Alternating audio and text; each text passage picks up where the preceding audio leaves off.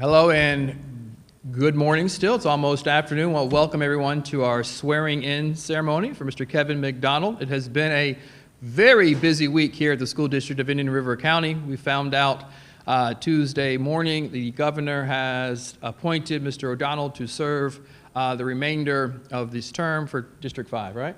Correct. District 5. The very next day, he spent probably the entire day in the office with the executive team, getting up to speed as fast as he possibly could. I can tell you this, he's a very fast study, and is here to serve. In order to do so, we must swear him in. So thank you all of you for coming to be part of this program. We will have our board workshop at noon, but we would like to swear in Mr. McDonald prior to that. Leslie Swan has agreed so graciously to come in and do the honors. So I will hand her, your Bible. And if you want to just do it so you can hear the mic and let him be.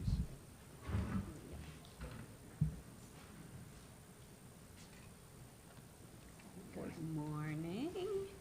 Good morning, everyone. It's my privilege to be able to swear in your newest school board member. So if you'll raise your right hand and repeat after me. I, Kevin McDonald. I, Kevin McDonald. Do solemnly swear. Do solemnly swear. That I will support, protect, and defend. That I will support, protect, and defend. The Constitution and government of the United States. The Constitution and government of the United States. And of the state of Florida. And of the state of Florida. And that I am duly qualified. That I am duly qualified. To hold office. To hold office. Under the Constitution of the state. Under the Constitution of the state. And that I will well and faithfully perform. And that I will well and faithfully perform. The duties of school board member. The duties of school board member. On which I am now about to enter. On which I am now about to enter. So help me God. So help me God. Congratulations. Thank you. I'm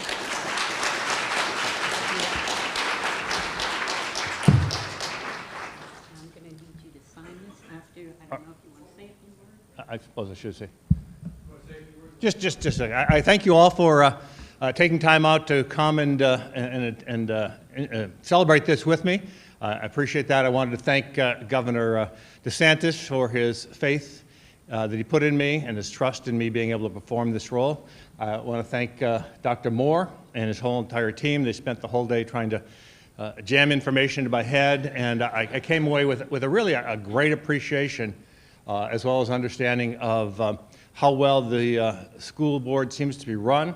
And we've had some recent successes, which we celebrate. Looking forward to continuing those successes. I would be unhappy to leave here without Indian River School District being #1 in the state and beyond. So I think that's our shared goal, and I'm looking forward to that. Thank you all.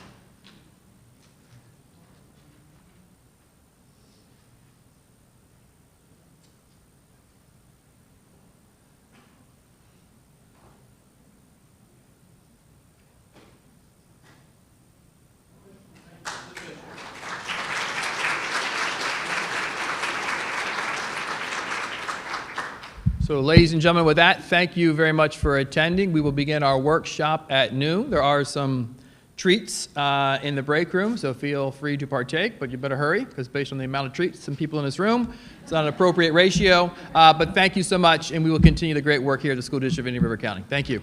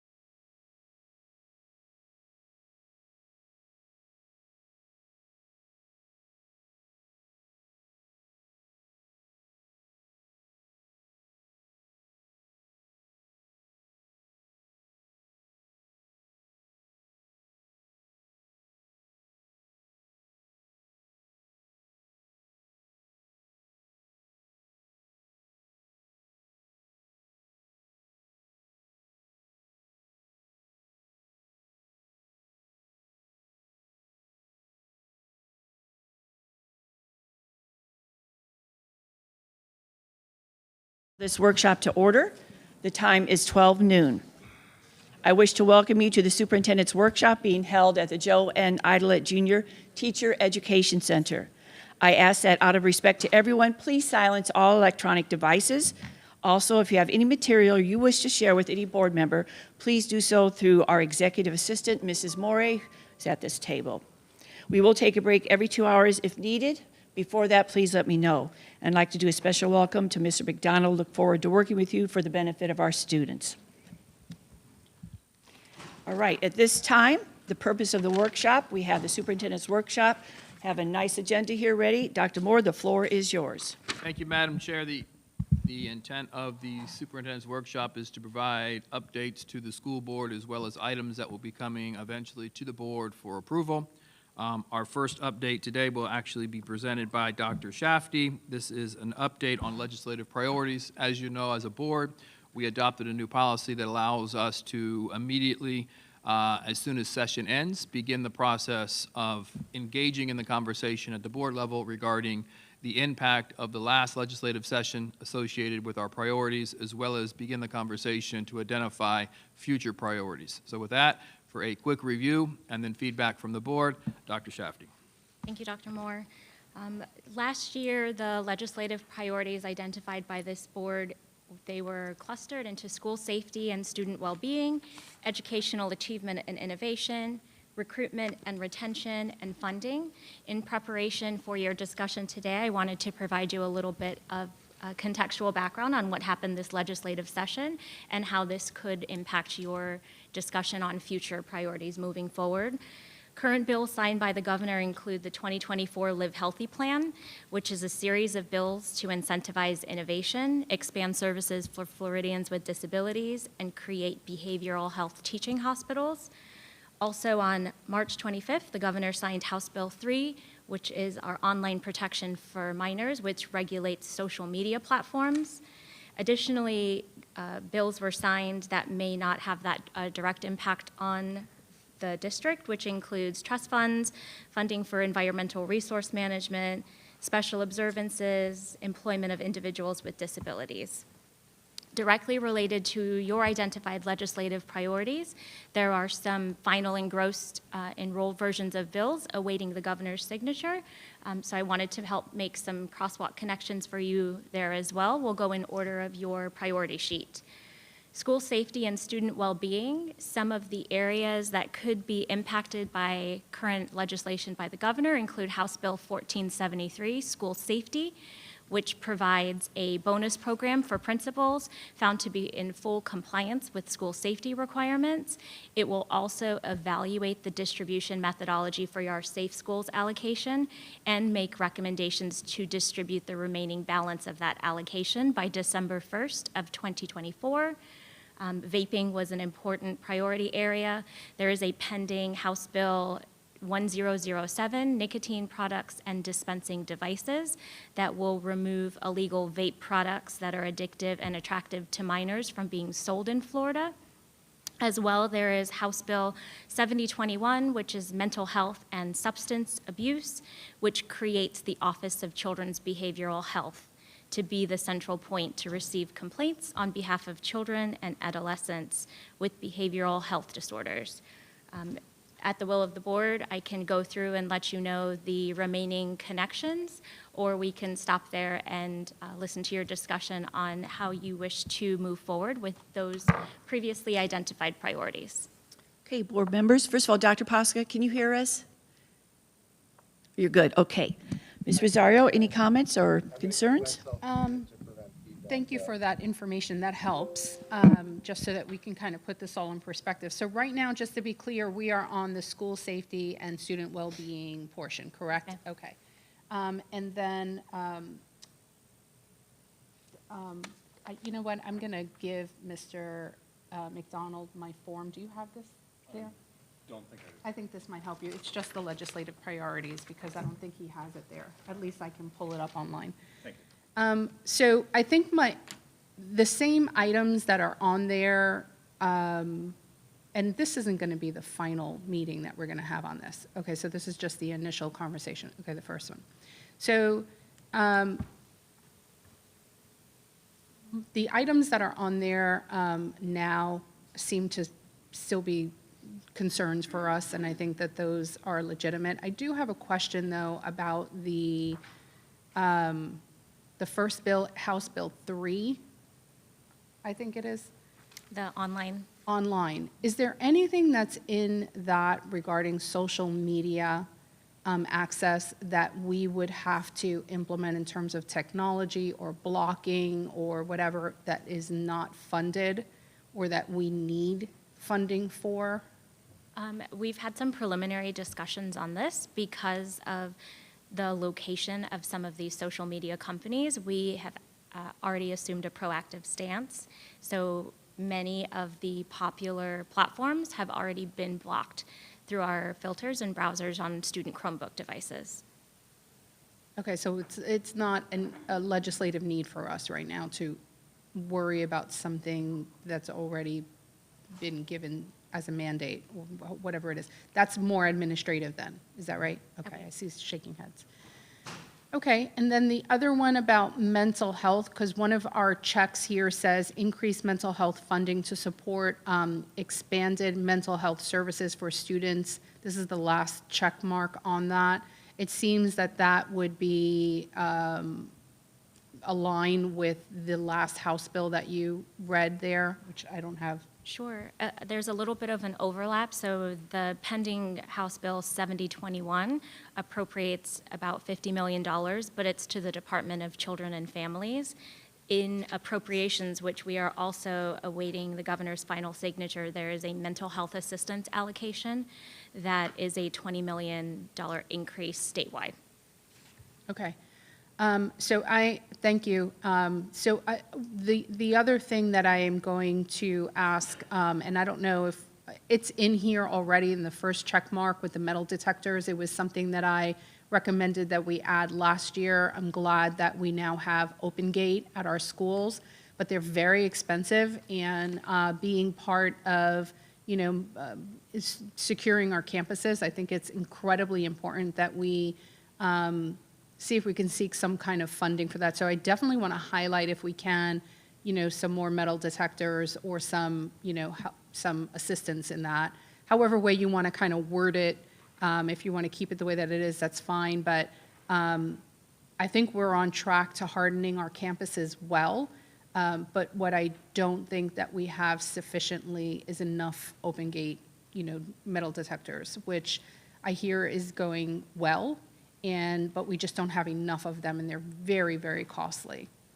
So and then the other part is, as well, if one breaks down, then you're short, right? We don't have an extra one until that one kind of, gets fixed. I don't know how that works, but I'm sure there'll be a time lag, and then we have students coming into the building, lateness will happen at that point. So, that's certainly something that I'd like us to kind of highlight in our priorities.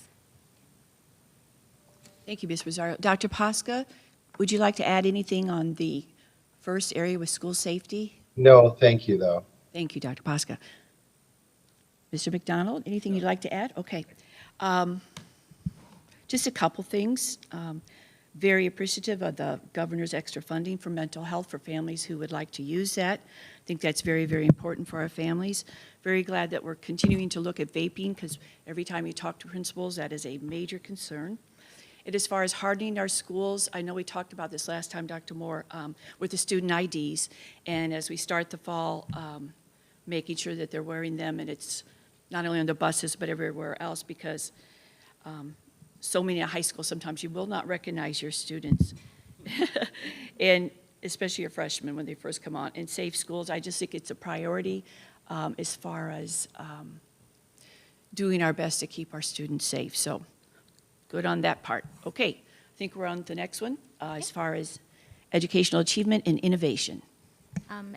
The educational achievement and innovation had a focus for priorities for VPK. I will tell you that their Senate Bill 1026 was proposed as the early learning bill, but it did not make it all the way through, and it died in fiscal policy. And then the other priorities aren't specified in current legislation, so whichever way the board would like to proceed with identifying the continuation of those as priorities or adding new priorities. I'm here to facilitate. Okay, Ms. Rosario, do you have any Thank you. comments? Yes. So I want to look at the third check mark.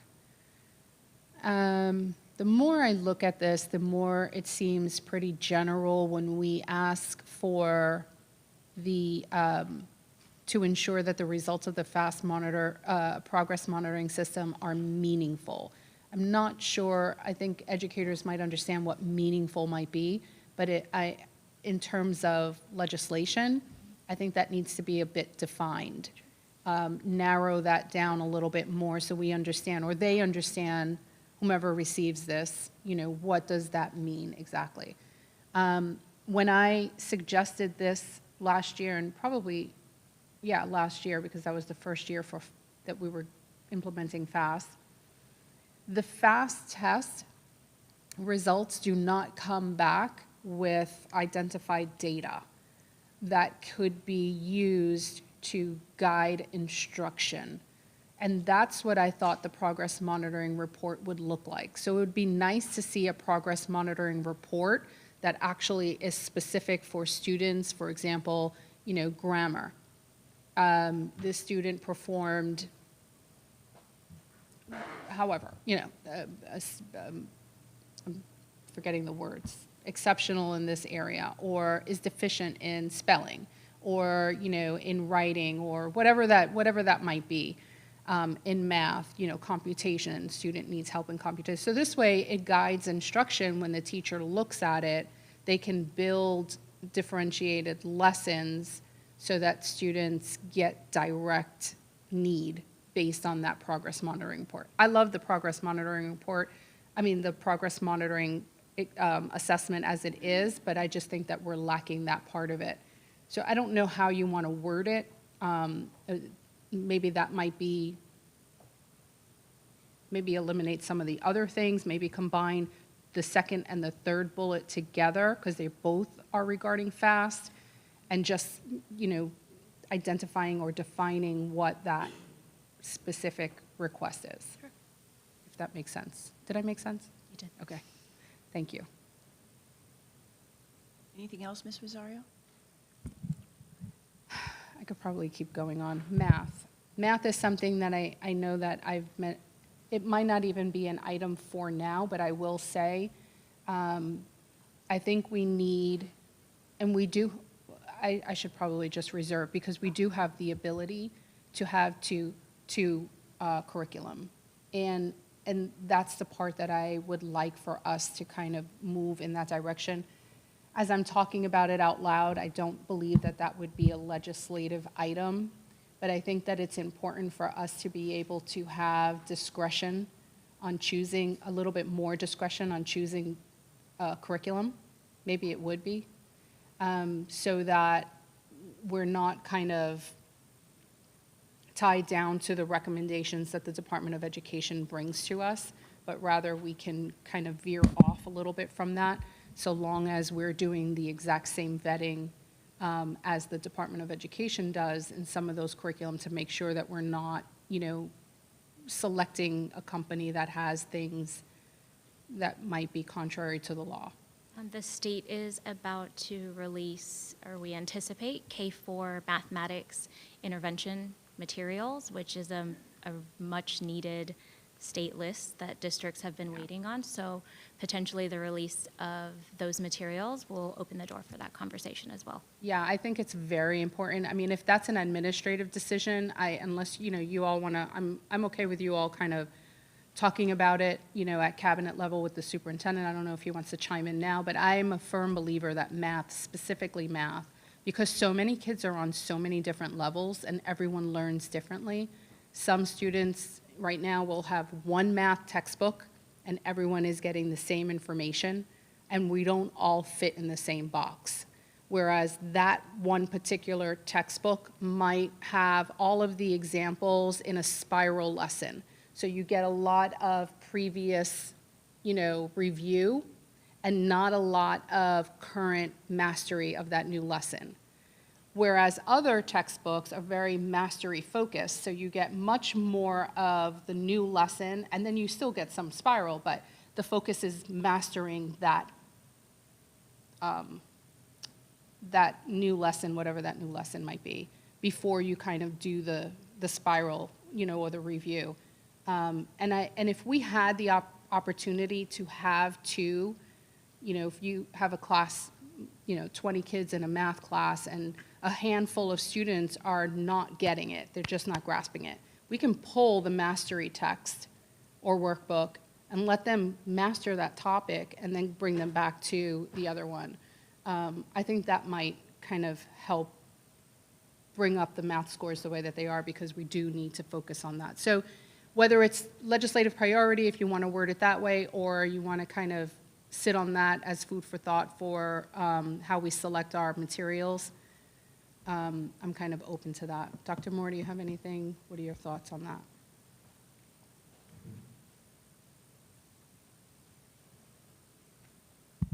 I don't think any of that is legislative. That's I right, think kinda. it is a conversation that we could have. I'd be more than happy to provide to the board the way in which we are, in fact, differentiating instruction to address the individual needs of each student. But we could do that in a later workshop. Okay, thank you. Thank you, Ms. Rosario. Dr. Pasca? I have nothing to add. Thank you. Thank you. Mr. McDonald? Nothing to add, thank you. The first one, I think is so important, including program options for 3-year-old students, expanding it. I went into cruising into K on Saturday. Great boost there. Miss Flood, Miss Christofoli were there, Dr. Jacobs. It's the first one we've done since COVID, and it was well attended. And so whatever we can do to help our pre-K students get more students involved, the better for us as far as kindergarten and up.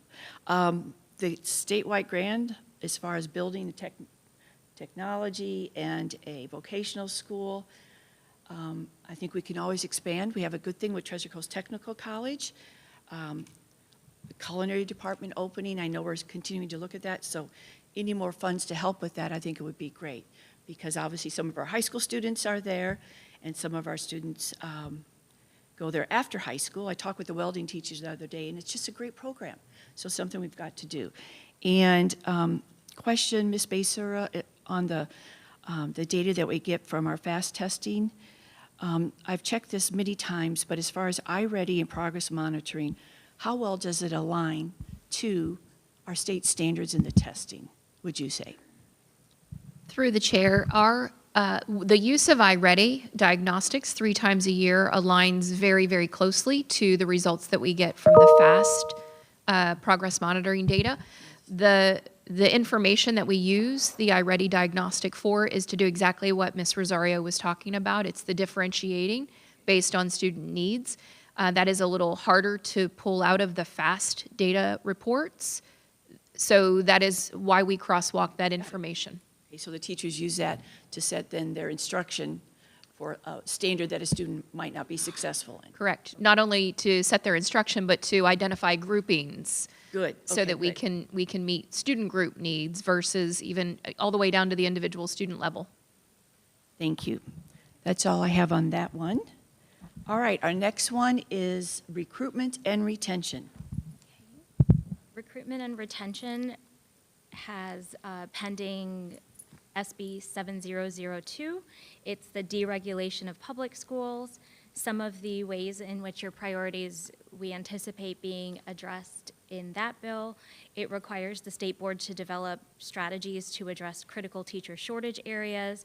It requires the state board to waive initial subject area examination and certification fee for specified exceptional student education teachers, and it provides flexibility in the assignment of teachers by clarifying that regulations related to the percentage of experienced teachers assigned in low-performing schools or schools with a high percentage of low-income families is based on a teacher having no less than 3 years of experience.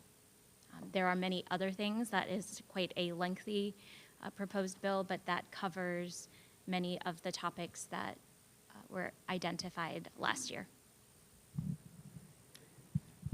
Thank you. Ms. Rosario, anything on recruitment and retention? No, I think that they're pretty much still needs, and I think that we should just keep them on, all of these. I can't think of anything else at this point for this area now. Thank you. Dr. Posca? Nothing to add, thank you. Thank you, sir. Mr. McDonald? Nothing, Okay. thank you. I checked with Dr. Sood through Mr. Green about a month ago, looking at how many permanent subs we still have. And we're doing pretty well on that. But the problem is waiting for teacher certification. That's how fluid it is. You could say we have 35 this month, well, down to 25 because of certification. So that 30 days is not working as far as the state level. And do we know at this point how far they are behind? Because we still have teachers waiting for certification, and they don't get full salary or benefits. So does anybody know that? So they're not nearly as far behind as they were, obviously, at the beginning of the Right. school year. And then we did move to a program in which, once we've identified those individuals, because we were losing them at the beginning of the year because they were being paid as a guest educator. So we went ahead, knowing they would meet the certification requirements, and began them at that beginning level, which helped us, have those individuals remain until they got certified. So hopefully some of this action that's being discussed accelerates the busy time of the year, which happens as soon as the school year is over. It was quite ridiculous this year, the amount of time educators had to wait to become fully certified. Right. In the law with our retired teachers coming back, I don't remember the name of that law, but we certainly need that because obviously we all know students are not going into education like they used to. Real difference from 30 years ago. And I'll get into this when we get into workforce housing, but recruiting them, retaining them, they can afford to stay here. And then everybody would like to see a teacher raise. There's nobody who wouldn't. But if there's a teacher raise, you've got to look at the compression schedule for the salary. So you can start, and I'm glad we met that requirement. One of the first districts that did that through Mr. Fagan, I remember a year ago. And we still have to continue to push that, so. All righty. I have another Yes, ma'am. question. I have a question about the third check mark in funding. The more I read that, the more I think that might be more of an administrative and not a legislative item. Not that it's not important, but for legislation, it's actually just, it's talking about supplemental instructional allocation. And so from what I understand, we could monitor that or, manage that through our general fund or through some other fund rather than through a legislative platform. And whether or not we want or could increase the school year beyond the 180 days. So I'm just thinking maybe that could be one less thing on a very busy paper. Ms. Rosario, are you talking about the third area funding? We're Yes, going to be the on that. third So we'll check start mark. we'll start with that area now. So, Oh, wait. Oh, we were still on recruitment? Yes. Oh, I'm sorry. That's no problem. I That's no moved problem. on. I'm sorry. I apologize. so how would you summarize that? What were you saying that should be more on? Yeah, so in funding, sorry, I went ahead of, It's okay. ahead of it. Yeah, so I just think that third check mark, the more that I read it, might actually not be a legislative item. I don't know if that would be through the legislative process, and that could be handled, administratively at the local level. Dr. Moore, I'm looking for feedback here on that. And if so, then we can just eliminate that one check mark and have it, one less item on the very busy paper. So through the chair, I think it landed on legislative priorities because there's no additional funding provided for extended day or year-round schooling outside of some grants. So having the opportunity to receive funding for doing innovative things is why I believe that it's on there. Simple, short answer is I think everybody's right because can we do these things without it being a legislative priority? Yes. Can we afford to do them without the additional funding? No. and I think that's part of the next presentation. So, you know, whenever we add something in a fixed cost district means we have to take something away.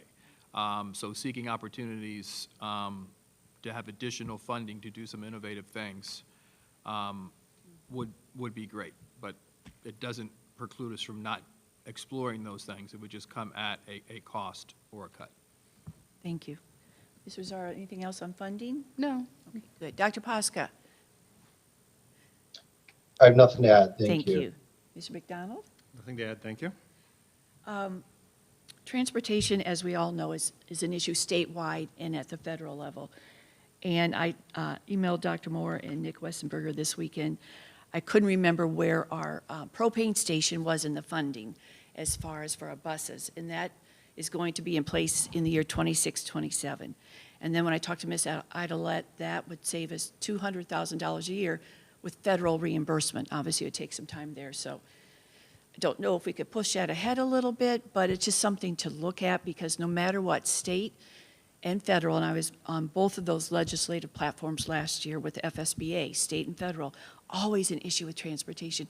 And we try to go above and beyond with our depots for our magnet school parents. So, and that cost us, so I just hopefully we can really take a look at that. I think that's all I have on funding. Dr. Moore, just looking at this, and I think these priorities are good, and we all put our heart into these. Should we summarize these a little bit better? Because you'll send these to the state, and then it usually comes down to 3 or 4 issues. So should we say these are the most important, this is what we're, as a board? So I think I can pretty much guarantee you there's not another school district in the state of Florida talking about next year's legislative priorities so early. But that's the forward thinking of this board. So we've just debriefed and had an initial conversation regarding where we would possibly like to go for the upcoming legislative session. Staff will collect your thinking, push it back out. We can't finalize our legislative priorities, you know, a month after the session just ended. So this will be an ongoing conversation. If you recall, I think board members, rightfully so, felt a little pressured in terms of getting our legislative priorities approved so we can present them to our legislators. So we kind of want to lead from the front and have thoughtful, continued conversation and be ready way before that date is set. So I think this is a good structure to follow, and it will continue the conversation for you as a board to identify these are our thoughtful, laid-out legislative priorities. So we'll provide feedback. Okay. I do have something. Yes, Ms. Rosario? Yeah, since we're talking about that, first I wanted to make a comment about the depots. The depots, the transportation depots are not just for magnet schools, correct? Oh, I know. Okay. Well, the comment that was made was that they were for magnets, so I just wanted to make sure that the depots are the extra stops are for everybody countywide. Right, I And should have the said I helps them, correct. Yeah, and the, in our planning ahead with regard to transportation or anything else, and I know it falls within some of these other areas, the school start times that we're planning for, I know that in our planning stages, we may need some support, some allocation for that so that we're prepared. So I just think that we should take that into consideration. Now, that might already fall into some of these areas as we have it, because I think we have a really good comprehensive, legislative priorities list. I just think that some of them might be a little too wordy. Maybe that might, but I certainly wouldn't, because in each one of these areas, they're important, I think. All right, any other discussion before we go on to our next one? All right, Dr. Moore, the millage, a district update. Okay, let me not touch this until the presentation is up there. So this item is to provide a brief presentation to the board. Many of you have seen this presentation a number of times, as I have provided it in the community a number of times. And it is a update regarding basically promises that were made to our community on being 2 things. A world-class educational system, which we continue to make progress, while at the same time being fiscally responsible for every dollar that we receive.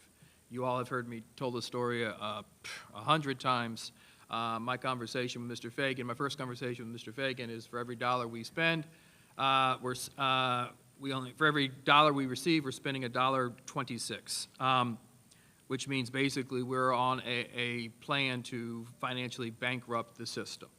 I've said privately a number of times, but I'll say it publicly now. One of my biggest successes as superintendent of this school system won't be just being an A district. It won't be that every A school will be an A, obviously, but it will be the right sizing of our finances and put us on a long-term, stable plan to be financially stable. And we have done significant work over the last 4.5 years in order to do that, but the work isn't done. So when you look at this presentation, now I am clicking.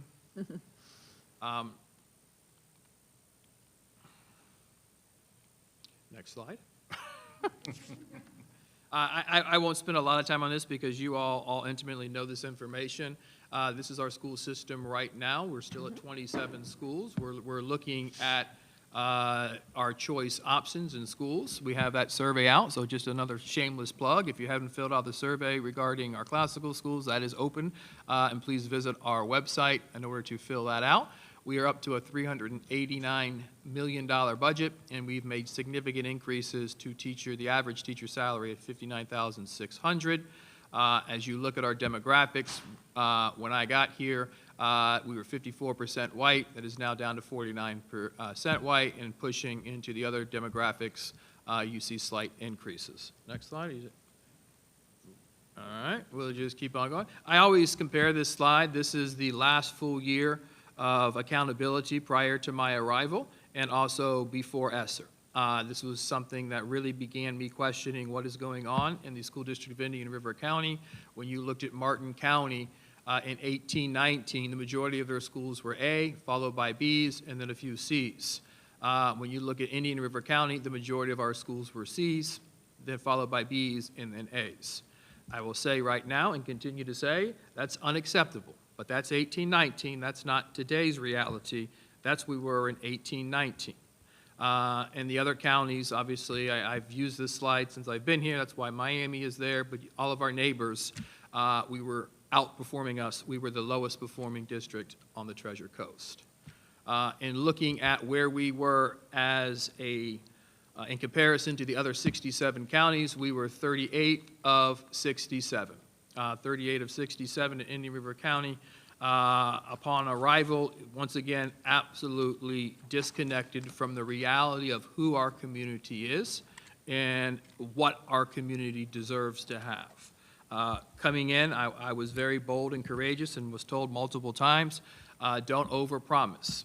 And I continue to say I'm not overpromising what should be the reality. Every single school in this district should be an A. That is the goal. Mr. McDonald just said it, number one. That's bold and courageous, and some people would say don't overpromise, but based on what I know now, and what I know now are the people who are standing in front of our children, those who are leading our schools, those who spend countless hours here at this district office supporting our teachers and principals. I am more sure of it today than I was 4.5 years ago just walking in the door. This is our system that we've really been implementing over the last 3 years, unwavering expectations grounded in planning, monitoring, and support. We are very efficient in upholding the district strategic plan that you all have approved, that I implement, and we evaluate where we need, based on data, to shift and modify support to grow capacity. So evaluating the reality in real time to provide the needed support to continue to grow teachers and administrators and building leaders in real time. So it is a continuous cycle, unwavering and high expectation, but fluid in our thinking to continue to grow the system as quickly and rapidly as we can, ensuring that decisions are being made as close to children as possible. When we talk about, because this is a presentation mostly about our finances, walked into the door, we had negative ratings. They all improved over the last 4.5 years to stable ratings, which is absolutely significant. We have ended our budgets balanced in previous years where we weren't prior to 18-19. The last bullet there says maximize ESSER funds to ensure student success. I would argue with anybody and win the argument that this is the district that used ESSER better than any other county in the state of Florida. Let me say it again. This is the district that used ESSER funds better than any other district in the state of Florida. Why do I say that? Because the sole intent of ESSER funds was to offset the impact of the pandemic. This school system is in a better place academically than it was prior to the pandemic. There's only 3 other school systems that can say that. No other school system can say it has improved in state rankings more than any other state, any other county in the state of Florida. We simply have grown academically at a faster rate than any other county in the state of Florida. Let me say this, board. That's where we always should have been. So I'm not taking credit. Look how transformed we are. We've just held ourselves to a standard. We've right-sized ourselves academically, but there's more work to do academically. But we should celebrate the success that we've had. This is just more comes about the structures and systems that we have captured and really brought to life in my office, but transcends throughout the entire system, where we're making informed data decisions. No one in the school system is going to be able to recommend a decision that isn't based in data and making sure it's an informed decision. Systematic is really being consistent and looking at the resources available to schools and being nimble and flexible enough to get the needed resources to where there is an actual need. Focused, we know what works. We hold ourselves accountable to allocating those resources in order to build teacher capacity. When I say adaptable, that's once again shifting and monitoring support. We'll talk a little bit about the school allocation model, another initiative that we created, really to ensure resources are being provided based on student enrollment. Where students are and where students are not generates the number of teachers, and then being completely transparent and taking everything at face value in terms of being responsible for how we fund and drive instruction in our school system. This slide is extremely powerful because it draws a true comparison. I always reference Martin County because it is the mirror image of our county. They have the same millage that is up for renewal as we do. We only assess a half mil, which generates an additional $11.2 million annually. That fluctuates based on the cost of a home in Indian River County. So that's not a fixed number. Martin County has that same millage at a half mil, but they also have a half-cent sales tax. So what that means is they're bringing in $30.9 million. We're only bringing in 11.2. That's $30.9 million above and beyond what we receive in terms of the base allocation for educating children. This holds true for St. Lucie, for Brevard, for Okeechobee. We assess less. This district assesses less, and this district also does more with less. They have almost $20 million more dollars, $1,716 more per student. We are a fixed income district. You all have heard Mr. Fagan say that multiple times, meaning we can't go out and raise funds. Enrollment is fixed based on the enrollment of our students. Our commitment is to do absolutely everything we possibly can with a dollar provided to us. So when you look at return on investment, we are asking for less, we receive less, but we perform significantly better. So if you go back to the previous slide where the majority of schools in Martin County were an A, those numbers have begun to fluctuate. The impact over the last 4.5 years at Martin, significantly different, quite opposite, honestly, than Indian River County. We are an A district. When you go back and look at where counties were, prior to the pandemic and where they are now, you see slight changes. So Martin County was 21, 24 in English language arts. We were 30-something to 40-something in specific areas, so significant improvement. We just had a small conversation around the budget, but transportation costs continue to increase. Utilities, insurance, materials, money for additional compensation for our employees all continues to grow. What we receive versus being able to continue to grow without the additional funding is very, very hard to do. We will be coming to the board with our budget in the coming months, and you will see a balanced budget. You will see a budget that absorbs that we're maximizing every single dollar. You'll see another significant thinning of district offices while holding true to the positions that are as close to kids as possible. But make no mistakes about it, we're about 850 fewer kids than we were 4 years ago, and that translates to dollars. So we need to continue to right-size the system in alignment with the number of students that we have. And you all know we have a very thoughtful plan to do that over the course of a number of years to hold true to our employees while at the same time ensuring financial stability. When we took the millage to the voters, we asked for 3 specific things. One was to enhance security, it was safety and wellness for our students. You all know the investments that we've made.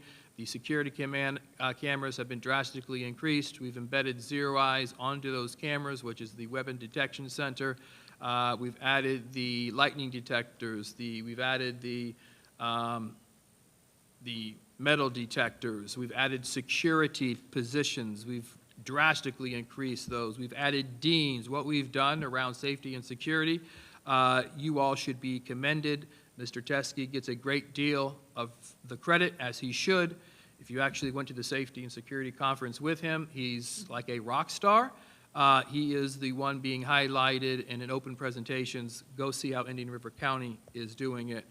So we've made drastic increases there. There's still work to do in that area.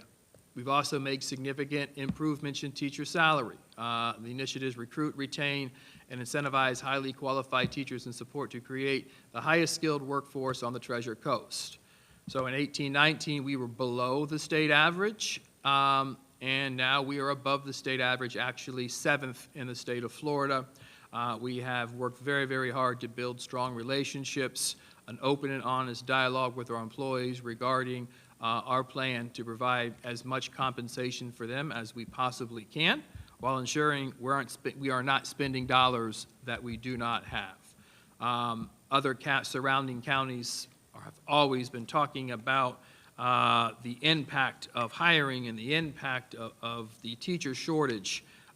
We have felt it, yes, but we have felt it significantly less than surrounding counties. We've never gone over what would be considered a high percent of openings in a regular school year. We've always been below that 2%, which is absolutely a testament to the relationships, the quality of the environment, as well as ultimately the compensation. But make no mistakes about it, 7th is good, but it could be better. And then creating 21st century learning environments for our students. And we have made significant progress in this area as well with the dollars that we were provided. We now have a one-to-one initiative with a budgeted refresh cycle.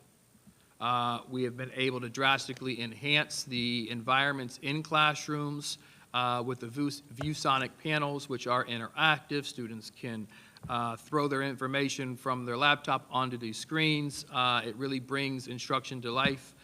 We are renovating both the high schools into innovation spaces within their media center to continue to bring those spaces to life. We've been able to sustain this. And when I say sustain this, when we had the millage, we were asking for 3 specific areas.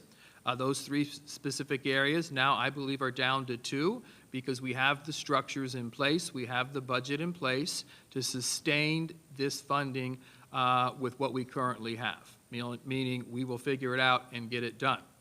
Millage priorities moving forward are the first two: continue to enhance, promote safety and security, wellness for our students, and recruit and retain high-quality teachers and staff.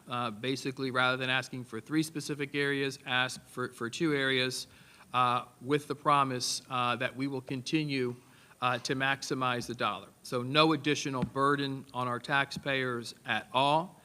This is a millage that's been in place for, I think, approximately 16 years. This is a millage that was approved at over 70%, which was the highest it's ever been approved of. I think we have, as a board and team, have established ourselves as a district who is really on the move and challenging ourselves to reinvent what public education looks like. And that really is the next 4 years of work for the school system, to reimagine what public education looks like. Not to continue to do what we've always done, but to evaluate what are the true needs within the community of Indian River County, and how are we designing schools in order to get that done for our community. It would be really easy to say, hey, let's increase our millage and we can accelerate the need for the K-8. Let's increase our millage and let's have that 3rd high school. That's not what I'm asking. We need those things. Our community is, in my opinion, asking for choice and options that are what they believe that they need. We're serving our community now.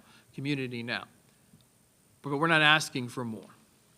This team has proven themselves to be extremely fiscally responsible. We have created the systems and structures to minimize the impact. We are one of the least additional taxed community in the state of Florida. We're proud of that. So we are not asking for any addition, just to continue what we've always been doing, with the assurances we will do more with less, because that's what other counties will be doing. This is just, as I close, some of the impacts that we've had. When you look at our 3rd grade scoring, we are number 5 in the state of Florida, which is significant. We were 31 prior. You look at surrounding counties, very little movement as to where they were 4 years ago, maybe up 1, maybe down 1, but relatively the same. Very proud of that specific number. Our elementary gets a lot of success in celebrating, but we should also celebrate what we've done in our secondary schools. I'll highlight middle school acceleration. Here's what that means, folks. It means more students in 8th grade and 7th grade are taking college or high school math courses, algebra and geometry. In 18-19, only 56% of the eligible students were taking those courses. What does that mean? It means we were robbing from them.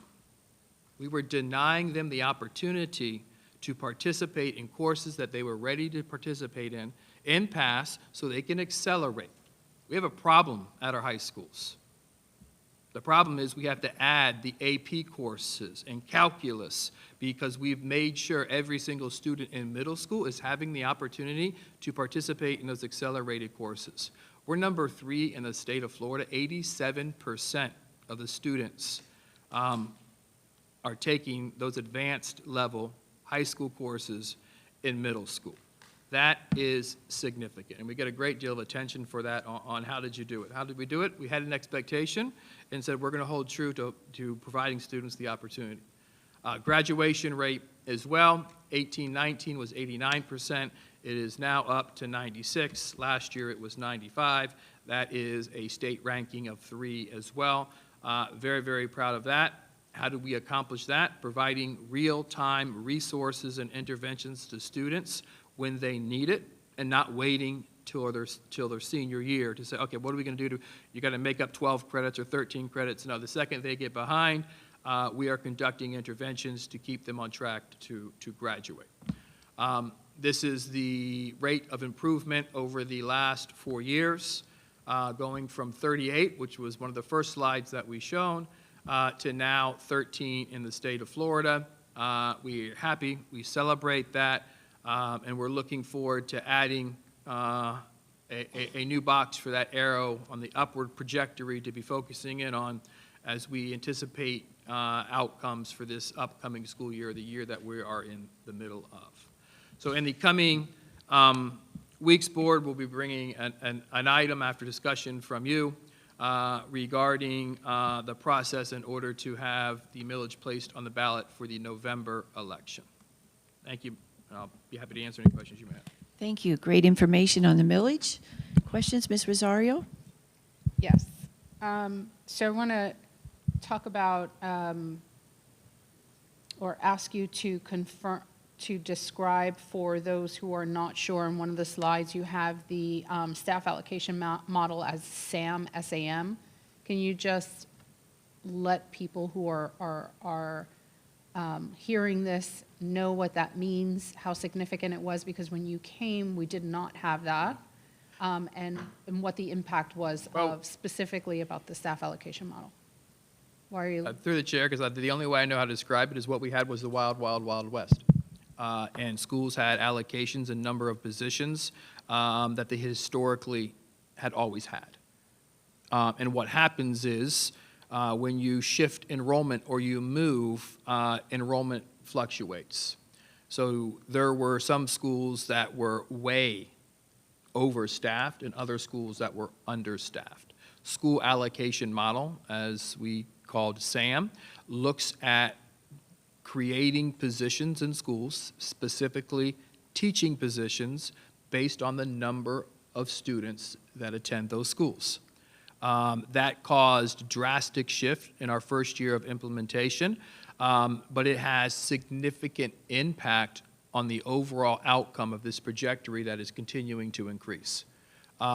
So it was very, very hard to do. The board was engaged in this conversation the total time, but at the end of the day, we no longer have to worry about a decline. Well, we have to worry about a decline in enrollment. Like, you guys are in charge of the budget, so you definitely have to worry about a decline of, but we allocate enrollment based on students. And we did the same thing for assistant principals and support staff, rather than saying every school has 2 APs or 3 APs. Well, no, you have APs based on the need at the school, which is determined by the number of students. And it was really, really helped right-size some of the allocations at schools and drastically provide an opportunity for every student to be successful, regardless of the name of their school. Yeah, I think that we should rename it student allocation model, since we're supposed to be best by kids and student focused. It just makes more sense instead of staff allocation model. Oh. No, you're right. You're okay. Okay, I'm Just sorry. I'm just making a side note. I'm like, S, Not a trick. student? Okay. It's not a trick. No, it should be student allocation model because it's based on the Okay. student enrollments in school. But anyway, you like that. I saw your face. I do. It's pretty good. We could be the first district to name it student allocation, not staff. Yeah, that's it. Okay, so with that in mind, what is the projection, which is a hard conversation, but I think as board members, it's important for us to be able to ask that. What is the projection, since our enrollment has been, and we're talking about the student allocation model, since we have less enrolled students moving forward, how does that affect our staffing next year, and what will ultimately occur going into the new year? Through the chair, that is a great question. So the first thought that comes to mind is when you drive by this district office, you're going to see a parking lot that's relatively empty in comparison to 4 years ago. So every year since I've been here, we have continued to shrink cost away from school sites. So the school-based allocation model saves a significant amount of money, and then through these structures and systems that we have created, we build capacity, which then in return, by design, reduces the need for human capital.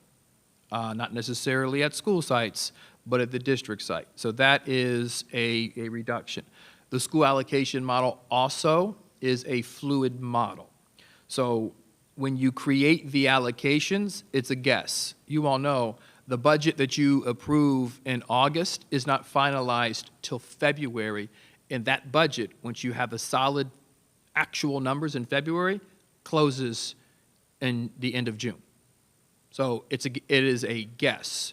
So as we do what we call a regression study every year, we will make sure that we're shifting and looking at the number of students that are generating a teacher allocation that includes the cost differential or student enrollment differential, meaning we will know what we're going to have in October based on a regression study from where we started in order to ensure that we are not exceeding class size, but not significantly under class size. And those of you who've been on a board for a while, some of the ratios that were in place, what was part of the fiscal not being responsible, 16 when the ratio was 25.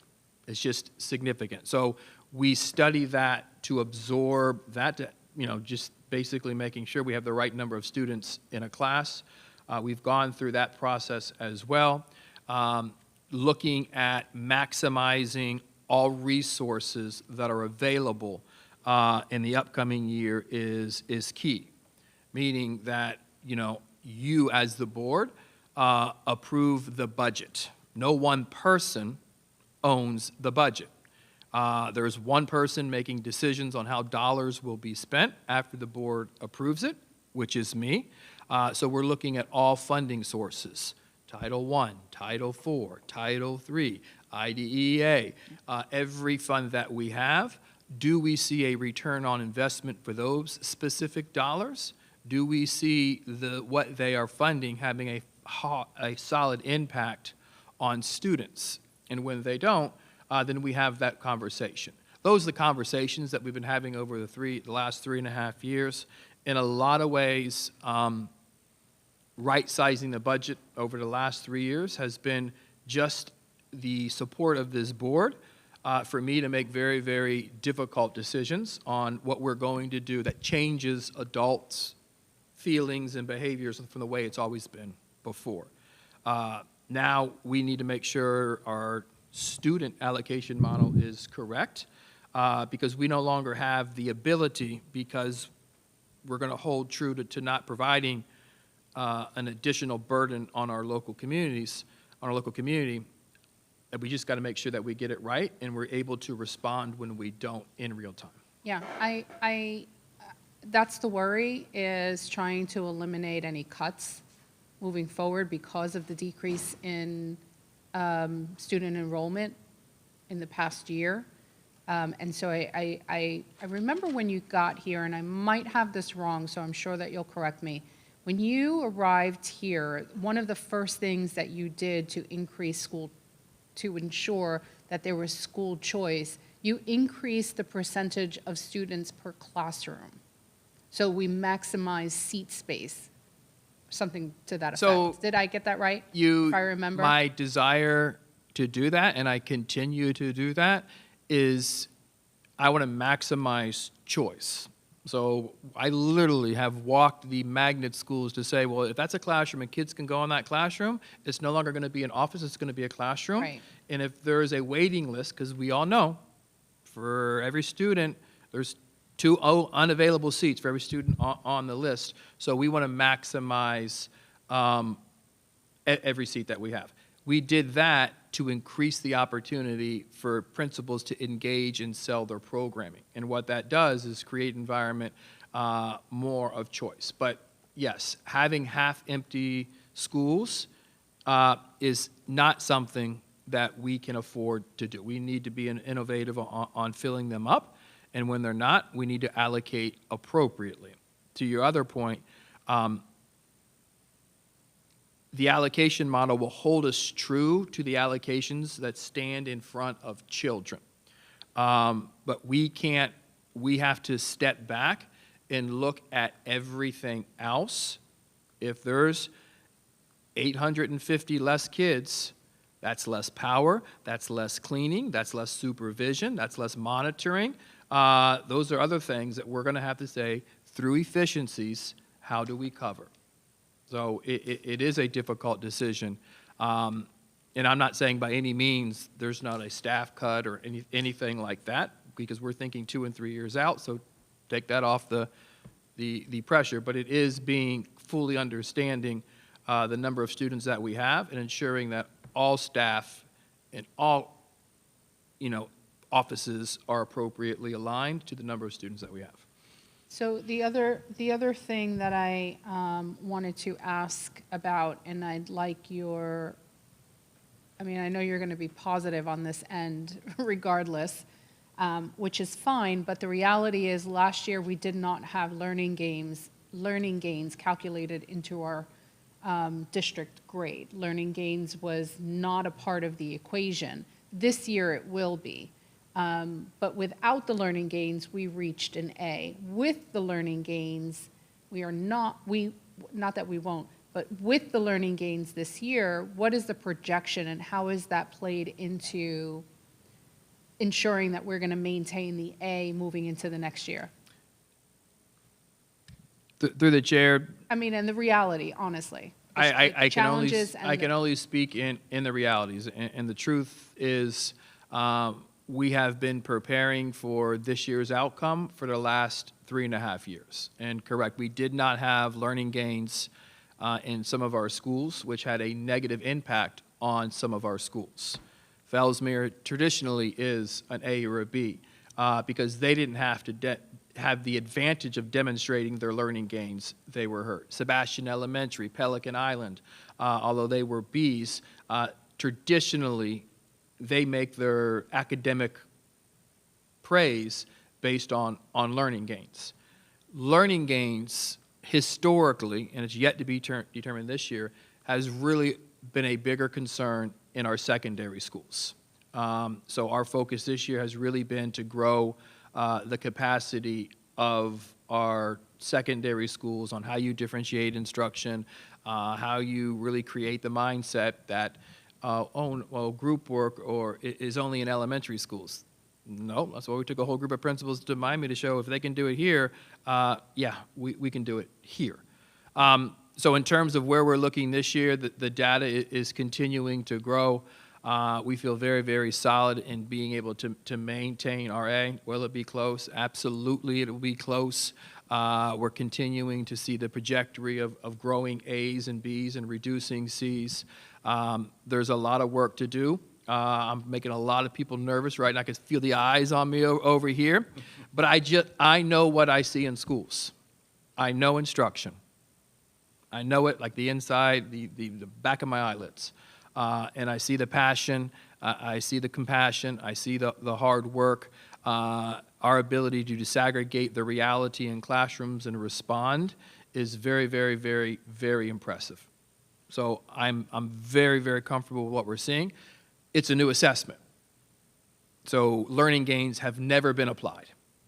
So at the end of the day, I know what I see in instruction, but we don't know the impact or the application of learning gains for all students because it's never been done. But I am cautiously optimistic.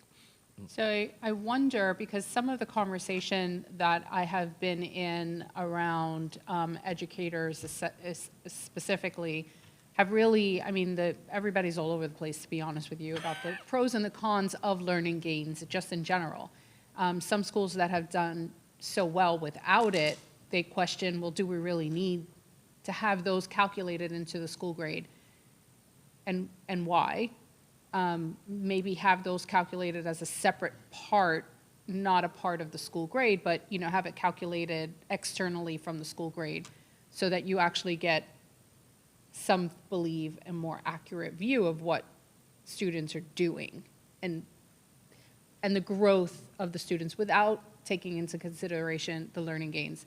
And then others, of course, have the opposite opinion where it's like, no, we definitely need the learning gains in there.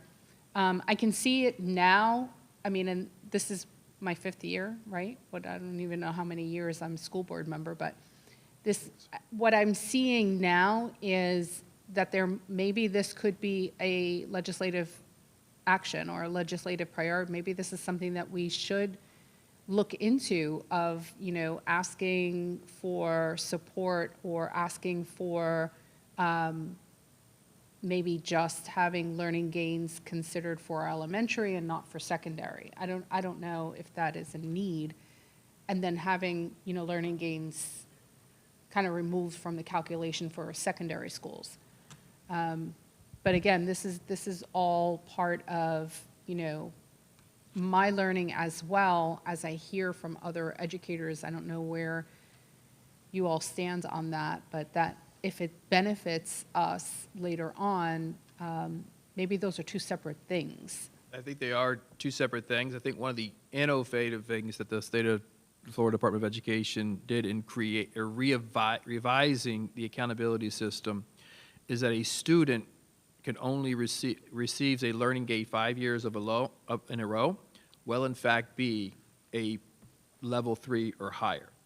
Under the A what? previous model, a level 3, a proficient reader or average reader. In the previous model, a student can receive a learning gain every single year and never hit the level 3, which is an oxymoron kind of statement. I made a year's worth of growth, but never was able to hit a level 3 or higher.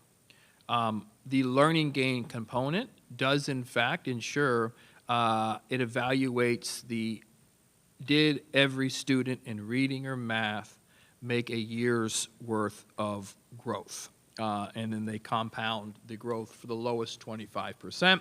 And I'm just saying this to kind of highlight the conversation. So a student who is in the lowest 25% has the opportunity to contribute to the school's progress if he or she is a level 3 or above. They make a learning gain for the school. There's just a point, and obviously because they're part of the lowest 25%, they would make a learning gain for them as well. You're right, they're all over the place, but it is pretty consistent in terms of looking at the amount of learning. High schools and middle schools have more components, which kind of changes the game. Graduation rate for high schools. Elementaries don't have the advantage of that. Students participating in advanced courses, they don't have the advantage of that. So as an example, there's 1,200 points that go to the high school's grade and only 800 points that go to the elementary school grade.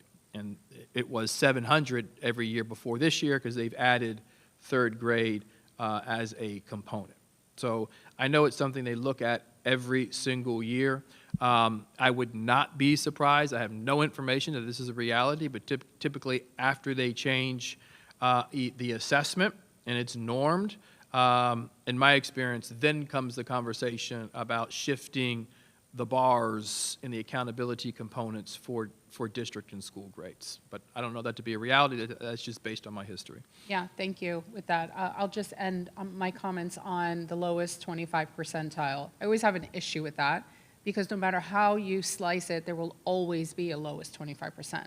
Even if your lowest 25% receives a 4, you're still going to have a lower 25 percentile in there. So it's almost like you're never going to not see a lower 25 percentile unless you're tracking those students by cohort, specific students in a cohort, and that cohort moves up, or you see that growth in that student cohort. But otherwise, it's like, what's the point? You're almost damned if you do or damned if you don't, just because there is that lower 25% every single time. Right, and that is a struggle for schools that have a high number of 3, 4s, and 5s. They do have in their lowest 25% students who are 3, 4, and 5, and obtaining a learning gain, you require a full year's worth of growth. It's just complicated. So imagine if the lowest 25 percentile were all 4s. We don't have that. But They would be the lowest, but on the 3 or 4 scale, essentially. I mean, what would happen in that? But okay, thank you. Thank you. Dr. Pasca? Yeah, thank you for the presentation. It covered a lot of stuff, obviously, we've discussed in our meetings, but it was an excellent presentation. I would agree with the sentiment that I don't feel that it is necessary to seek raising a millage rate or a sales tax. I think we all know that the economy is worse today than it was a few years ago. Everything is more expensive. And that's in part why we have more expenses and obviously the less ESSER funds. But if we were to raise taxes to increase our revenue, it would only be taken out of the pockets of people who are already suffering from the economy, ultimately making it a worse economy for them by raising taxes. So, I mean, I think we've done an excellent job doing more with less, as you described. And to be honest, I think there's probably more improvement to make the district a little leaner and reduce waste. Additionally, I think there's opportunities at the state level to seek more funding, as you mentioned, especially in regards to transportation grants or potentially increased security grants. So it's something hopefully we can leverage with our state partners and let them know that's something we seek. Thank you. Mr. McDonald? Yes, thank you for the presentation. The second time seeing it, I'm starting to absorb some of it a little bit, but much of it very impressive, and I appreciate how far you've gotten in your term here with the school district. And Mr. Green gave me a lot of background on some of this on Thursday, and I appreciate that. I did have a couple questions just from my understanding. Do we have any idea how much of the gain has been to the school district under the same millage rate based upon the gain in assessments and the expansion of population in the county? So with the expansion of choice, who's leaving our school system, if you go back to the first slide, 54% of our students were white, now it's 49%. So some people would call that white flight. So we have drastically increased the intentionality of focus around instruction.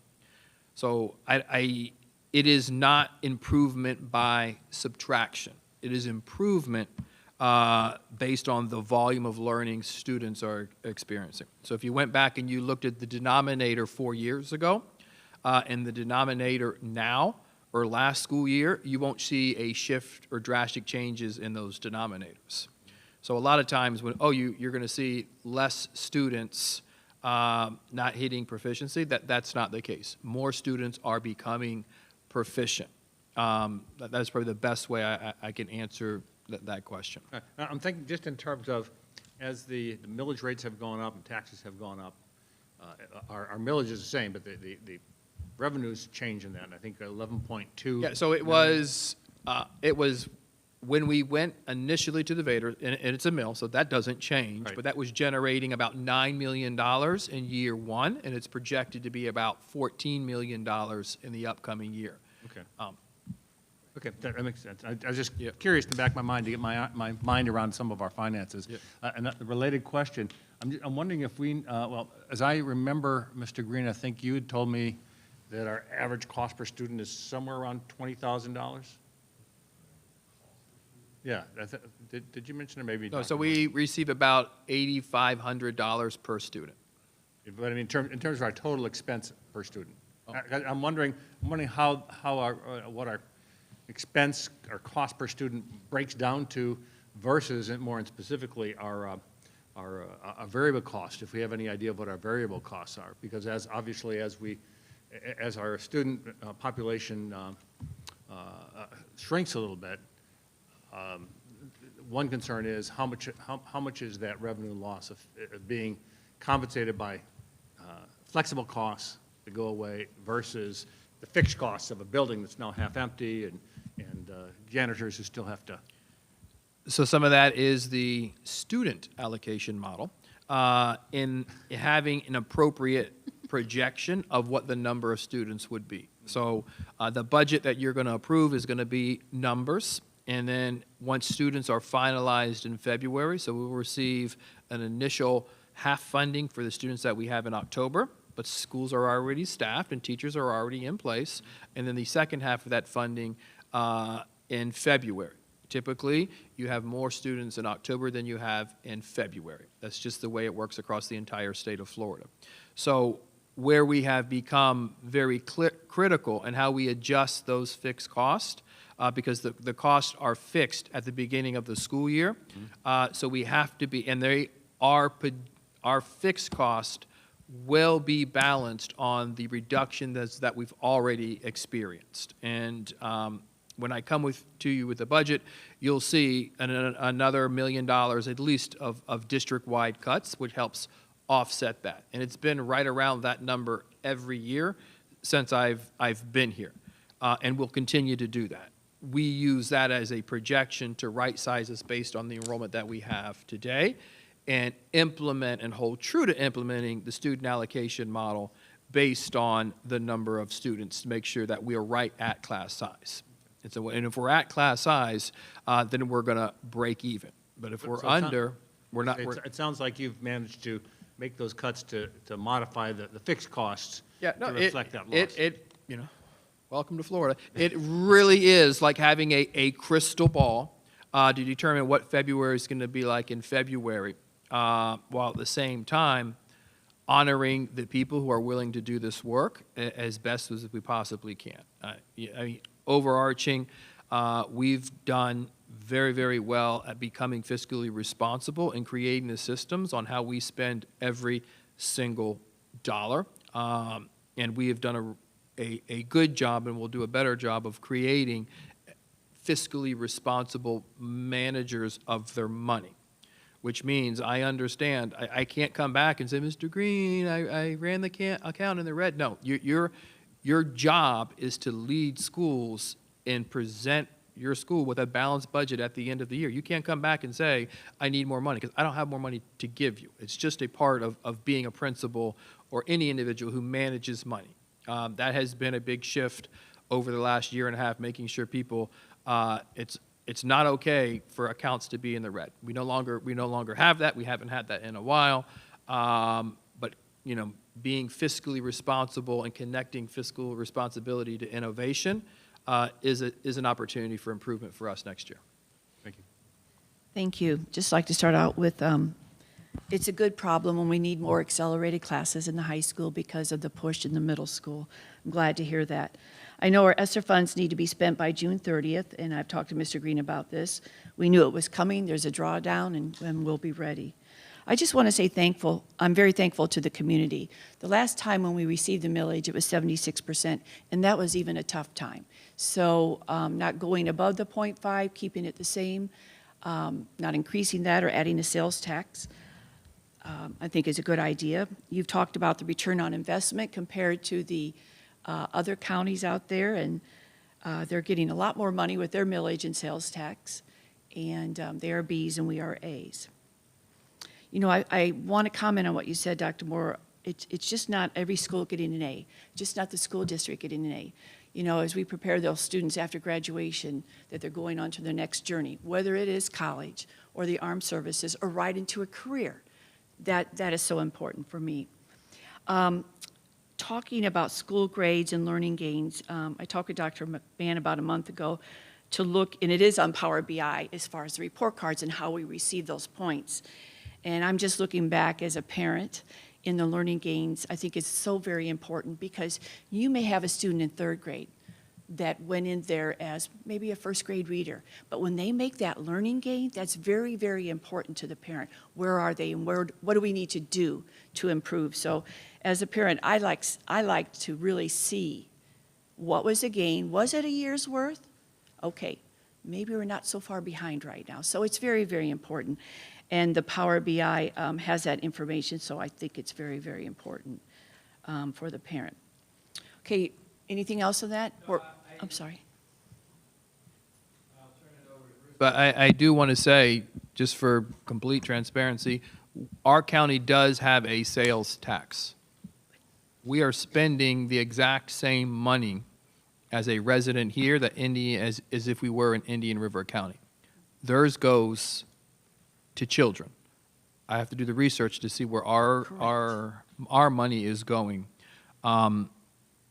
and explore that with each and every single one of you. I just don't have that answer yet, but we're looking into where that sales tax is going and how it's being spent for us in Indian River County, because at the end of the day, as someone who lives in here, I pay plenty of sales tax, and I'm paying my millage on my home. So we have to look at that and make sure that we believe that's a good thing. Before Mr. Green, we're going to take a 5-minute break.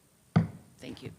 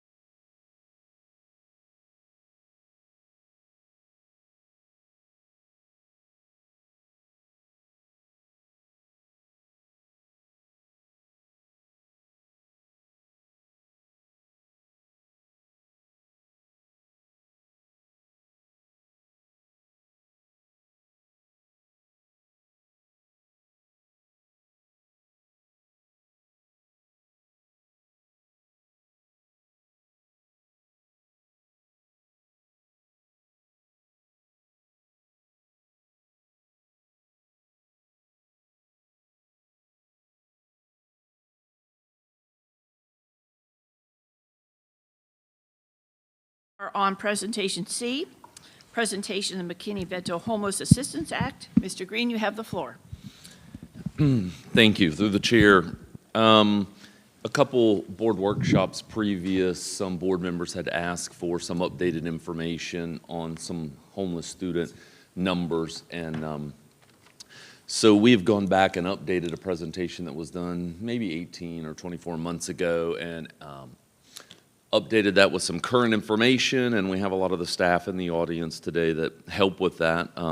But I'm going to turn it over to Ms. Karen Mallitz, who's our Director of Federal Programs. She's also our District McKinney-Vento Liaison, and she's going to walk us through that presentation. And Ms. Mallitz, I'll turn it over to you. Thank you, Mr. Green. First of all, Dr. Moore and the school board, thank you for giving me the opportunity to be here to shed some awareness, more awareness on the McKinney-Vento Homeless Education Assistance Act. We're going to start with what is it? Students experiencing homelessness are defined as lacking a fixed, regular, adequate nighttime residence. So that could mean literally homeless. It could mean students who are out living in families who are living in the woods in a tent, in a tool shed behind someone's home.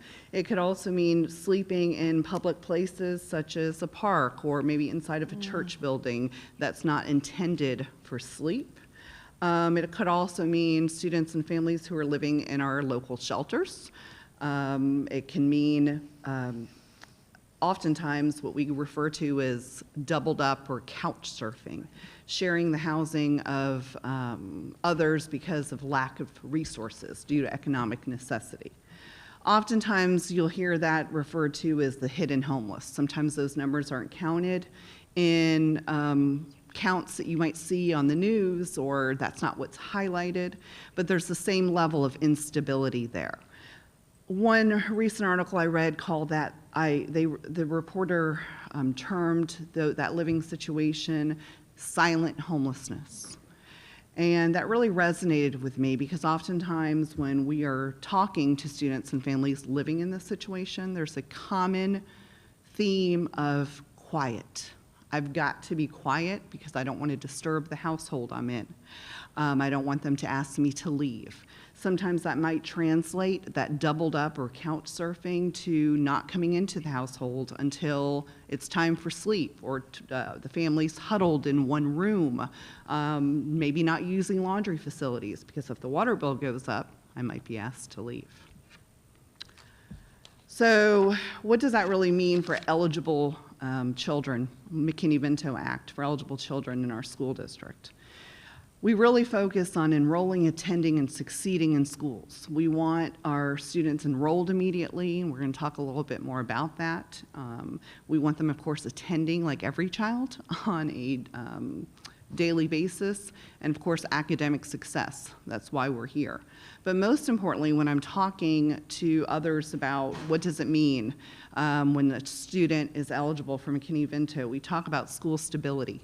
We want our schools to be a stable place for our students and our families. So we want to ensure that our students have equal access to all the same programming and that they receive a world-class education. So they have the right to attend what we call our school of origin. And that is the last school that the child attended while they were permanently housed or became homeless. Again, going back to that concept of school stability, we know what mobility does for a child, and it's not good. We want kids in the same schools with the same teachers, building relationships and succeeding academically with those they know care about them on a daily basis. We want our students to enroll and attend class immediately. Oftentimes when we're in transient populations, they might come in and not have the required documents right away, especially if it's a sudden move, which oftentimes it is. So we help, our team helps those families get that documentation. Maybe it's proof of immunization records, maybe it's a birth certificate to enroll. We try to do that in coordination with our other departments. transportation to that school of origin so that transportation isn't a barrier. And so we work very closely with our transportation department to ensure that we can keep kids in the same schools to the best of our ability. And then, of course, participation in any program or service in which they qualify. So that could mean ESE programming, our ESOL programming, our gifted programming, extracurricular activities. This slide is very busy, and it's very busy on purpose because there's lots of common signs for homelessness or students experiencing one of these living situations. And we work with our internal stakeholders, such as our food and nutrition services workers, our transportation specialists, registrars, our community partners, to ensure that they have information about, you know, what are some things I might look for? Attendance at multiple schools is always a big sign. If we see students that are hopping from one school to another, we need to ask why. We talked about earlier in the presentation, someone mentioned the transportation depots.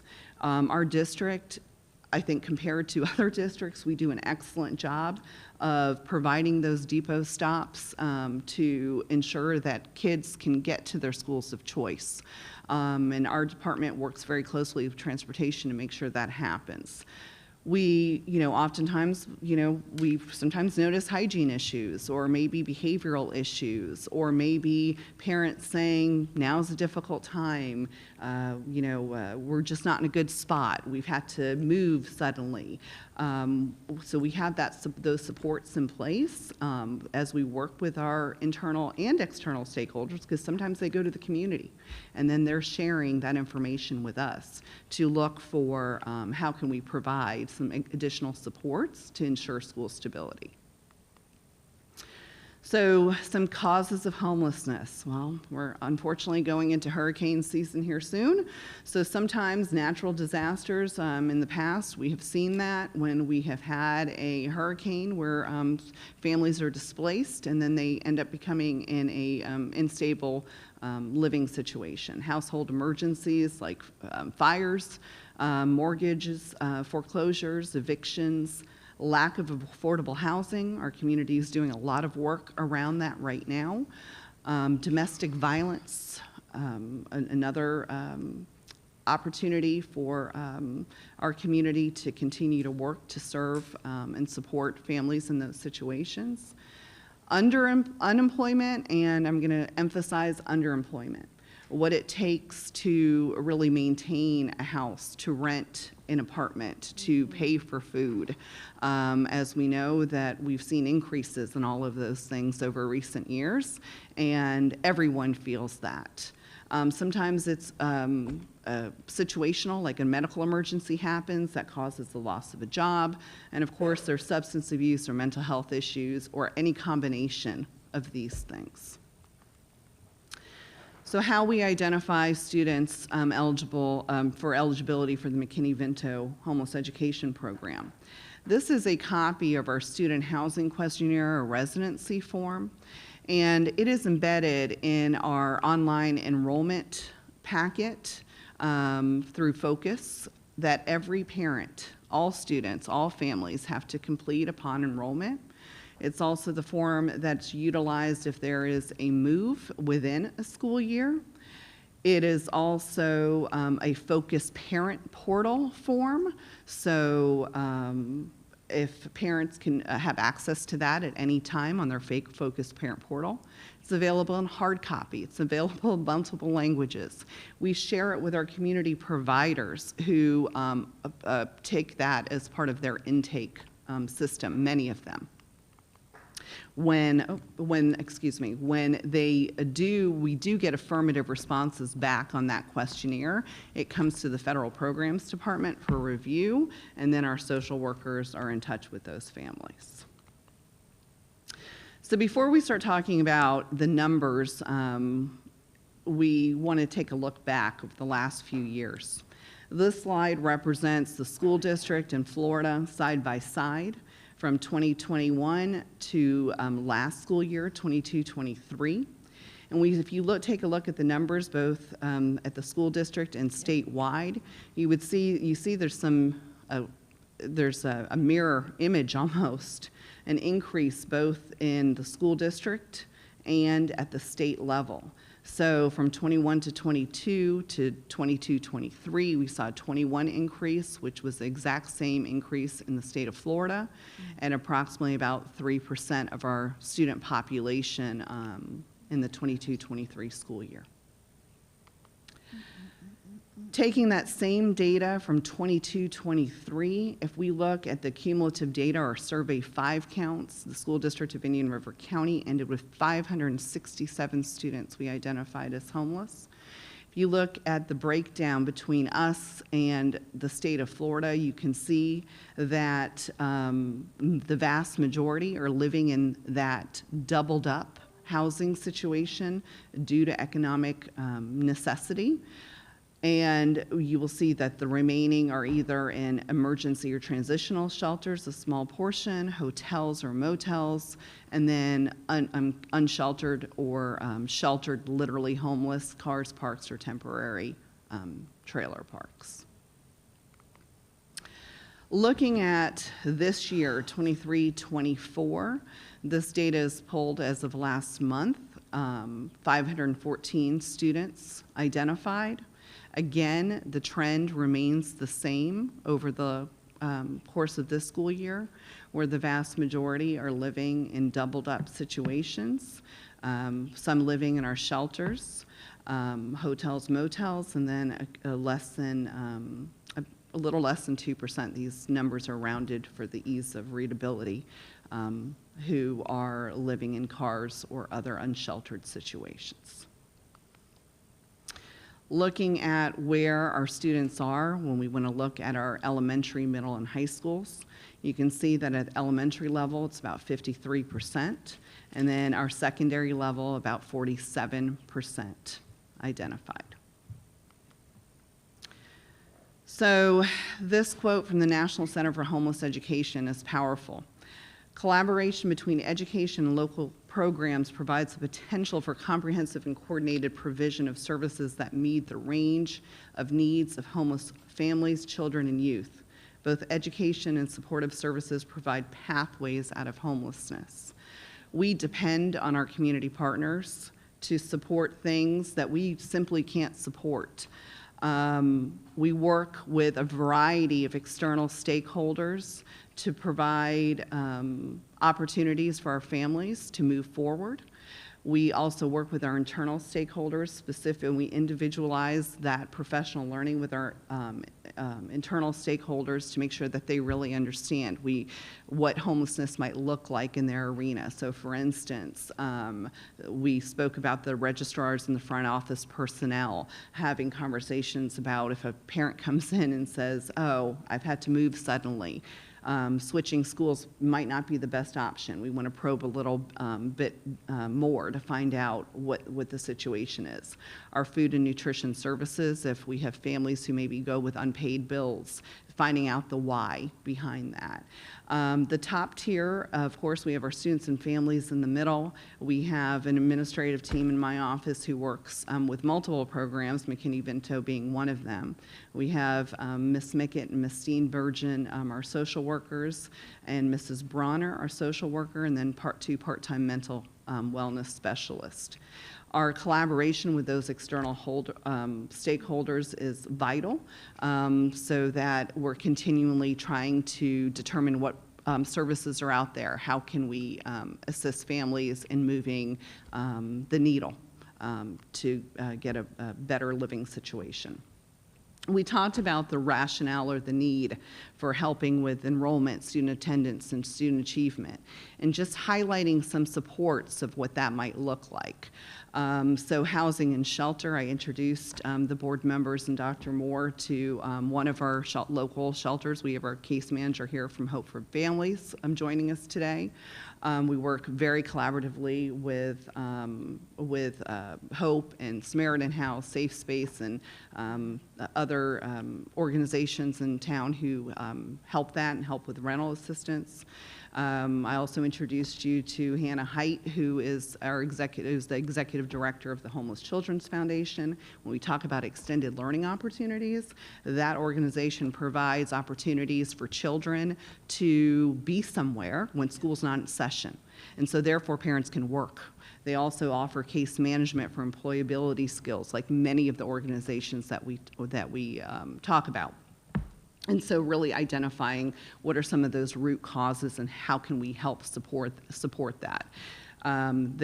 We are consistently meeting with our community providers, finding out what's out there for things that we might provide directly. For instance, we could provide some counseling, but perhaps there's more intense need, so a referral to outside agencies, school supplies, clothing, shoes, identifying our students to make sure that they're receiving those supports, talking with our students and families about the importance of resilience. When you're in a hard situation, how can you continue to develop coping strategies to keep moving forward? All of these supports are not isolated. They are connected, interwoven, they work together to, again, increase the stability for children.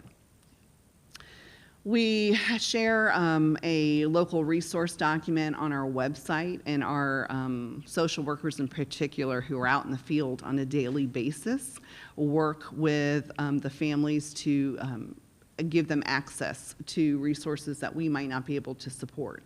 We like to say that while, it's always good to be provided fish, we like to teach our families how to fish.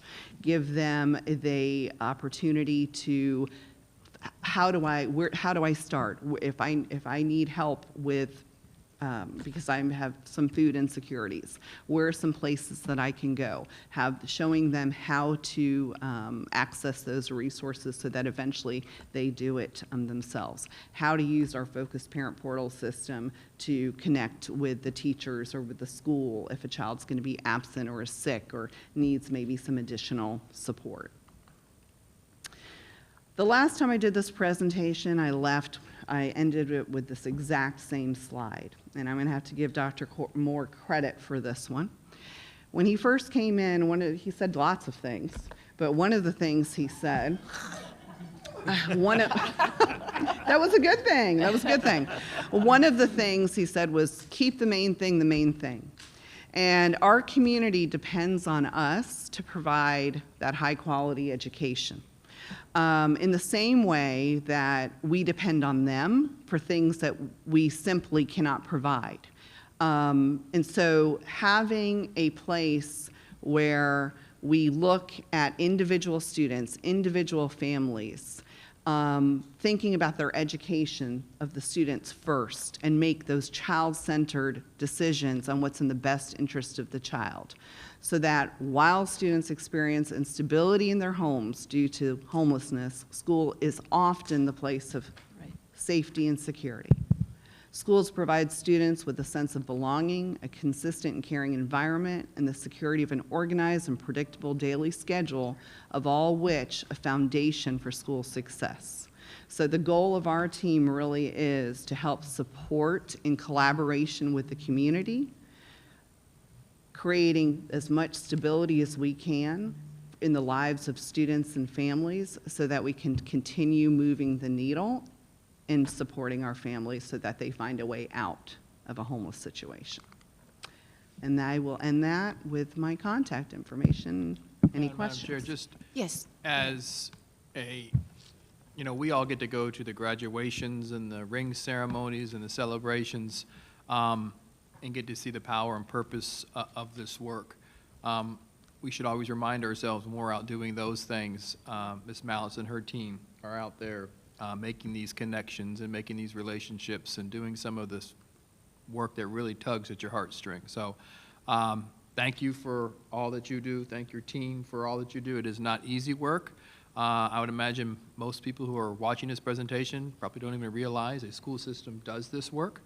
So I can't thank you enough. And as you recall, board members, this was asked to be brought forward for an update the last conversations you all collectively had, is there something in an intergovernmental initiative that you'd want to take with other boards? So that was, we're filling the request to have the information, but behind that request was the board to engage in that conversation. All right, Dr. Posca, we're going to start with you. If you can hear me, bud? Are you there? Yeah, I'm here. Okay. Thank you for the presentation. Excellent. And obviously, fully support doing as much as we can to help these homeless kids in our district get the best education they have. One thing I noticed is that it appears the number of students is generally increasing annually at a faster rate. Have you looked to see if there is an increase in undocumented illegal immigrants in the last several years? Do you have numbers on that? Through the chair, the school district does not collect information on immigration status, so I would not have those numbers. So we don't really know if there's an increase in illegal immigrants. That is correct. The school district does not collect that information Okay. in general for any subgroup of population. Okay. Anything else, Dr. Posca? No. Okay, Thank you. thank you. Mr. McDonald? Yes, I do thank you for the information. It does touch you when you see some of the details of, and think about how this affects children as well as parents and families. So I appreciate your update on that.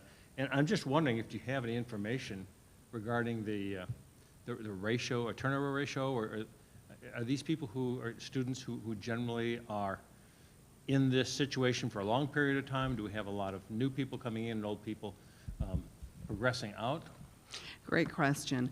There's really a lot of variability with that. We do see families who we term to be in cyclical poverty, generational poverty. Certainly we do see that.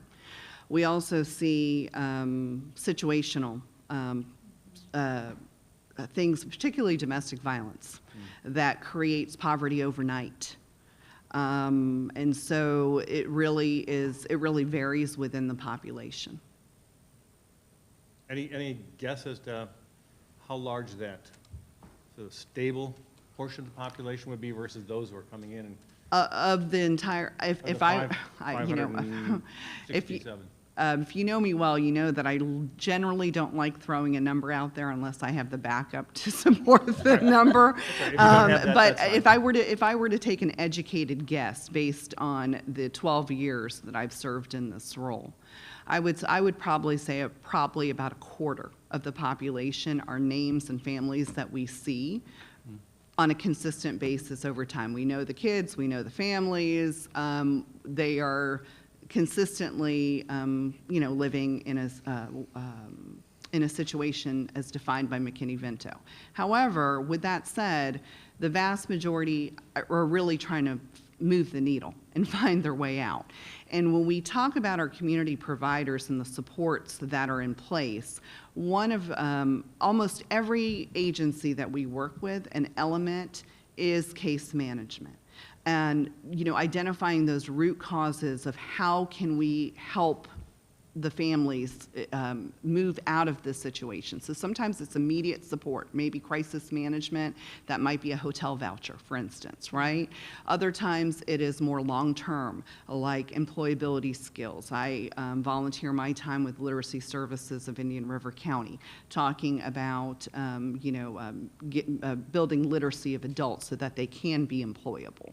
So I think the community as a whole is really working to ensure that we're giving a helping hand up, not a handout. I think everybody would share the encouragement that if the large majority of people are progressing through, that's an encouraging sign that throughout the community we're able to develop solutions to help them. Yeah, I agree. Thank you. Ms. Rosario? So thank you for that presentation. I'm going to kind of piggyback off of what Dr. Posca mentioned about immigration. So though we don't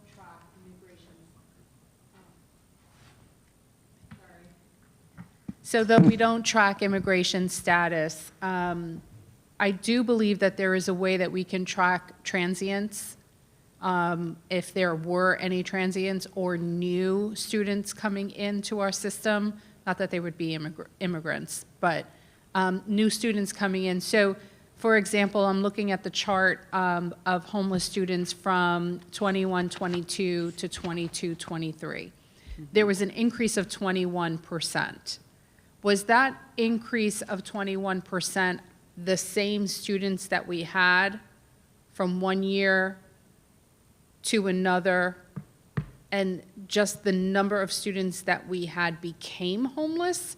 Or was within that increase difference, or the difference from one year to the other, were those some of our students currently still remaining homeless, and then new people coming into our district who were homeless? Right. Like, what is that? What does that look like? Right. So through the chair, I think it's a combination of both. We have that increase that we saw in our district that mirrored what we saw at the state level, I think happens because, quite frankly, the economy hasn't been good. So there are more and more people living, especially in that doubled up situation. Some of them might have been our students. Some of them might have been new to the district as far as moving into the area. One of the things that happened as well in the district is we really dedicated more resources to ensuring that both of our internal and external stakeholders were really understanding the signs to look for. So I think identification went up because we built capacity of staff and our community providers. Several community providers now use our student housing questionnaire as part of their intake procedures, which of course we can't mandate, but they see the importance of the connection with the school system and their agency working hand by hand, because the ultimate goal is to improve, people's lives. And so I think it's a combination of both. So it's interesting because even with that combination of both, which is what you're mentioning, it's just so consistent with what's happening in the entire state. But it's still 3.1% of our total student population, which overall doesn't seem like a lot, but it is, when you're looking at the numbers of students that have gone from 470 to 567. So my next question with that would be, do you find that these students are primarily in a particular school? So for example, do we find that many of our students, or the increase of this, whatever the increase was of the 21%, and you can word it any way that you'd like, but do you find that there has been an increase overall in elementary schools versus high schools or middle schools? And I ask that because, let's say, for example, in our Title I schools, let's say the majority of this increase has been in Title I schools, then that would mean that the conversation from Dr. Moore's end, and of course from your end, with those Title I schools is, where can the resources be used to help this particular population, which seems to be increasing in your neighborhood, for example. Do you find that, again, any particular school or grade has been increasing in this population? So the last time I did this presentation, we had about the same percentage as far as breakdown between secondary and elementary. So there is no significant change with that. In reference to the number of students eligible for McKinney-Vento in particular school sites, we tend to see the same school sites, largely because of the availability of affordable housing around those school sites. And so that tends to remain stable as well. It has been relatively predictable over the last 3 years. And so, and I think it was mentioned before, but if we have a higher percentage in elementary, and then as they move up, middle to high school, have you found, and I think this might have been mentioned, I'm not sure, have you found that they've found stable housing by that time, over time, or do you find that they are primarily still homeless? I think, back to my commentary to Mr. McDonald. That's where, yeah. Right, yeah. Okay. The other question, let me just make sure. I'm curious to see the numbers in comparison to like districts. I have those. I'm sure you do. Just, with like districts, are their numbers increasing similar to ours or the same or more? I just wonder, even though we've just been given our district and the state of Florida, what the impacts are for us as a district, as an entire county, essentially. So when you look at our proximity geographical area, you've got Brevard to your north, Okeechobee to the west, St. Lucie and Martin, right, to your south. With the exception of St. Lucie, Yeah. we're all about the same, about 3 or so % homeless. St. Lucie County is much larger. It's closer to 5% based on the last numbers that I've seen. Interesting. So I've done a little bit of research, and for 3% student population here, it might not be a need. But there are some students, just kind of throwing it out in the conversation. There are some schools, there's one Westside High School in New Jersey and then Maya High School in Arizona too, just as an example, who boosted their school pride and attendance with their homeless population by adding laundry facilities in their schools. And it was it has been a huge success. And every time I see, the announcements for it, and every now and then they're on the news, of where they are, it's like so fascinating. And I'm so glad that they were innovative with that, and even in another area, one student raised money just to be able to do this because the school couldn't afford to put in laundry facility, a washer or dryer. And then I think at another school, students volunteer so they don't have to pay the quarter. They volunteer and then they get the services for free as a result. So again, for 3% of our population, it might not be a need. But I just wanted to add to the conversation about supporting the homeless. I think it's incredibly important. Students with the silent, you mentioned at the beginning with the silent, I forget how you worded it. Hidden homeless or silent. Hidden homeless, yeah. One of the other things that kind of may come along with that are parents who kind of don't want to report rightly because the right information, because they're afraid that Child Protective Services is going to be called or their children are going to be taken away. And I empathize with them completely. So we might actually, my guess is that we might actually not even have the right numbers, for the very few that, or maybe even the many that are just not reporting it. And if they're sleeping on someone's sofa or couch or in a room or doubling up, they might not consider themselves homeless because they have shelter. And so we might not actually be getting that information correct either. But I do appreciate all the work that you and your team are doing back there to help students in our neighborhood, in our community, in the entire county, specifically in this particular area. I know that ESOL is very near and dear to my heart, the ESOL population, and they might play a role, or they might have, significant role in this population as well. But yeah, whatever we can do, and however the board can help support in this particular, conversation that we're having, you have my full support. That's appreciated. Thank you. Okay, thank you very much, Ms. Mallitz, and the audience members who are here today. Obviously, collaboration with our stakeholders and our partners is so important because these are all our children.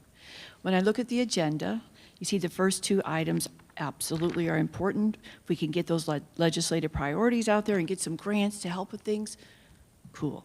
The millage, giving our information to our community, letting them know what we're going to do, and hopefully have another successful millage. But when you look at the third one and the rest of them, this is the one that's directly talking about our children in our school system. I have visited Hope for Families a couple times. I know that we have a building plan there, and I just asked for information this morning. I believe it's going to go from 16 families to 20 families. They even talked about one of the rooms because they have a concern with RSV. So, you know, these are the kind of things we just have to stay on top of. I had the pleasure of working with Ms. Hyatt with the homeless children on a United Way panel.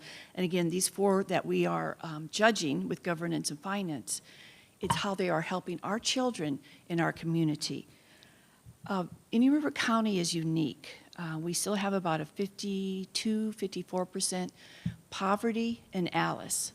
And most people here know that Alice is asset limited, income constrained, employed, or the working poor. So we have to understand that in our community. And just a couple questions, Ms. Mallets, and then I'll end with my statement. When we look at the forms, because I remember I talked to you about this earlier, it might have just been an individual one. You know, can we get our families together or so forth? And Ms. Rosario kind of asked this before too. I'm just worried about those not completing it and knowing where they are, and do we have enough resources at our schools to make sure we can gather that so we know who these children are, because we're responsible for educating them. And I know the education liaison at Hope for Families is absolutely wonderful. Is there anything else we can do to make sure we know who they are? Sure. So last year, and it goes into effect actually for this upcoming school year, there was the Florida legislation passed Rule 6A.10.088 in reference to the student housing questionnaire and the residency form. We have had that, always had that in place. So that's been very positive. The addition of having the form on the online enrollment packet, for lack of better words, I'm aging myself with that terminology, has been extremely helpful, because you can't register for school now unless you're going through that online process with Focus. So that happens for all of our students who are enrolling or re-enrolling. So we catch it there. We always have had the form available, of course, in the Focus Parent Portal the last couple of years, so we have it accessible there as well. And then the other big piece is at the school site and with our community partners. I believe there's always continuous improvement, right, with professional learning, because while this is only 2 or 3% of the population, it's a child, it's a family. So one is important. And so really engaging our staff and our community partners that are on the front lines, those school health nurses, so that if a child says something or if a parent says something, they're thinking about that student housing questionnaire or residency form to be filled out. Again, the parent who comes in and says, oh, I've recently had to move, I'm now not in the zone, I'm going to go to a different school. Right. The first thing that should be happening. And I think that comes with professional learning, professional development. And again, our community partners who are utilizing the form as part of their intake process. One of the things, and so since Mr. Rosario said ask for help, here we go. One of the things I'll put out there is what I've requested is through our Safe Schools training at the beginning of the year to have the McKinney-Vento Homeless Assistance Act as part of that training, that online training. So I'm going to advocate for that now since you've given me a microphone, so thank you.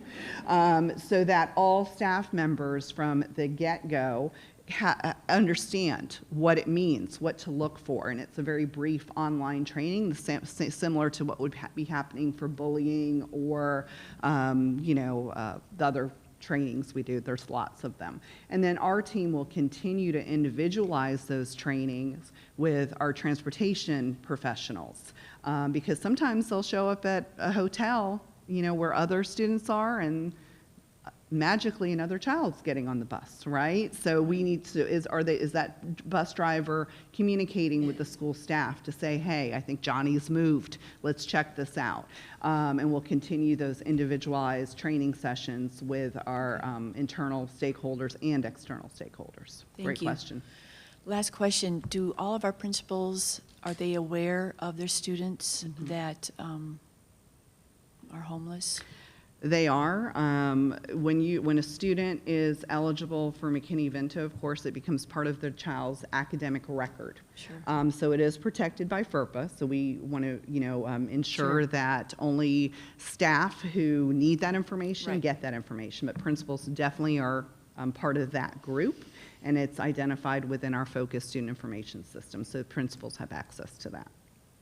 Thank you. Any other questions, board members or comments? Want to thank you and your team for coming here. We appreciate you. It's a community collaboration. Thank you. I do. Oh, yes, go ahead. I think that the suggestion for the training sounds like it might be necessary. I mean, this policy is 8 pages long, our policy, not the act. Our policy on this is 8 pages long. It's tremendous. I don't even know if I've spent a lot of time reading it until, preparing for this today. And it seems to just make sense. The only thing that as important as it is to identify the students, and I'm glad that you mentioned FERPA, we still need to honor the parents' right to not report. So parents must have that right, and school administrators, no one in the district should, force a parent to report it just so that we can provide the services. They still have the right to say, no, I don't want to do that, or, whatever the case is, or force a student to even report it. We still need to protect the parent's right to make that decision while at the same time opening the door and being, welcome to having them kind of self-report this. But I hope that you get the support now. We got him to say yes, however way it works, and so moving forward it will. And I absolutely agree with that sentiment, and that's how it happens. Perfect. So thank you. Thank you. All right, anybody else on that? All right, looks like our next one we're ready for, surplus property. Mr. Green. Thank you, Madam Chair. Now we move into the exciting portion of the agenda. So we will start with the surplus property. You've got some 25, 28, 36, and 39-year-old band equipment. There's a tuba from the first year I entered Vero Beach High School band. I'm pretty sure that's Fidel Baxter's tuba, but I did look at it. These things are, of course, I noticed they're not marked obsolete, just poor quality. So as you can see, we get our life out of our instruments with our band students. There are some curtains over 20 years old, a couple pieces of broadcast equipment 11 years old, but the bulk of the equipment are some UPSs, which stands for uninterrupted power supply. These go in our back closets for our IT folks to keep the equipment on in power surges and power outages for our servers and whatnot, and those are obsolete. Nothing major. This is a standard item that comes monthly, but those are the items. And just as we're going through this with a new board member, we then put these items out on Gov Deals 2 different times. If we don't sell it the first time, we put it out again before we look at any recycling or waste management. So we do try to recoup any costs that we can from these. Thank you. Any comments, questions about surplus property? Okay, I think we're good. The next one? Thank you. So the next 2 items are related to each other. Item E is the release of a final payment to Proctor Construction. This was for a 2-phase project at Sebastian River Middle School. Phase 1 was a cafeteria renovation, and it included the site work for some permanent building space, some classroom spaces there. That has come to completion, and as part of statute, once we have commissioning and those things are done, then we release the final payment to them. Item F tags along with it, and that is actual Phase 2, which was the classroom spaces, the 12 classrooms and the 2 labs that were built to have permanent space instead of the portables that were there. So both of these will be coming at the next board meeting for approval, just to release those final payments to that vendor. Board members, any questions? It is looking good at Sebastian River Middle with all of that. Really good. It looks very good. Thank you. Item G, something very similar, and many of you have attended at our Treasure Coast Technical College. They have a renovated culinary arts program there, which I know I attended at the beginning, and I was surprised that they brought in professional pastries from the outside for that event until I was told, no, they made it. And I said, well, it looks better and tastes better than some of the professional local. So, it was very good. If you have not experienced that, please take a look. But that is the final payment to Summit Construction, who was the contractor on that job. So that will be coming forth for your approval at the next board meeting. Any comments? Their pastries are delicious. Yes. And at Yeah, the, I wonder if we can, like, add more of this, whatever, the new culinary, like, add it to our website. I'm sorry, I didn't ask for permission to It's okay. speak. Add it to our website, you know, or something. I don't know if maybe local, something, you know, whomever is catering, you know, usually you go to the caterer for the food and maybe they don't have pastries, but they can go to Treasure Coast Technical College for, you know, a catering order, and then, you know, give the students, if you haven't had a chance to visit Treasure Coast Technical College, I highly recommend that you go. It's right in the heart of Vero, and it's a gem, it's a little diamond. It's amazing. at the last board meeting, they gave us, when we were at the county commissioners, some really great box of cookies. And at one of the visits we had with Treasure Coast Technical College in our career, remember that was with FP&L and Gifford Middle that day, the teachers said they're really going to start pushing it in the fall. They don't have a lot of students now, but she'll be ready. It's cool. Thank you. Item H, as I briefed with the board members, as we come into summer, cleaning, start of school next year, hurricane season, we start putting out a lot of bids looking for our local bidders to be most responsive to our needs. This particular item that we have on the street now is for tree trimming and stump grinding. So we're in that process. We've got the vendors. They've walked our properties. They're giving us bids. We'll select the most responsive bidder, and we'll have other ones on staff as well. So if we need multiples during a hurricane, we'll have them ready. So by the next board meeting, you'll have those selected vendors that have been selected through a committee process. So that is an ITB or invitation to bid for tree trimming and stump grinding. Any comments? Mr. Green, how many actually bid for that? Do you know how many companies? I don't know how many's in this one. Generally, it's about 5, but I'm 5, not okay. sure how many bid on the actual tree trimming. Got it. Thank you. Item I is actually part of a, it's a bid, the AEP Natural and Synthetic Turf Surfaces. This is to resod the practice fields. The 3 practice fields at Sebastian River High School is a football, lacrosse, and soccer field. So this involves scraping down all of the uneven and unsafe tops, get rid of all the ant piles, just cut it down to the dirt, and then resod those into good condition. Any comments or questions? Those fields really need it. They've never, I don't think they've had it, Dr. Morrow, since I opened. Okay. All right, go ahead. Item J, and speaking of culinary, we have walk-in freezer coolers at many of our schools and facilities, and this is to upgrade 2 that are well over 20 years old. One at the culinary program, Sebastian River High School, and one at Gifford Middle School. So this is a replacement of those walk-in freezer coolers. Questions or comments, concerns? Thank you.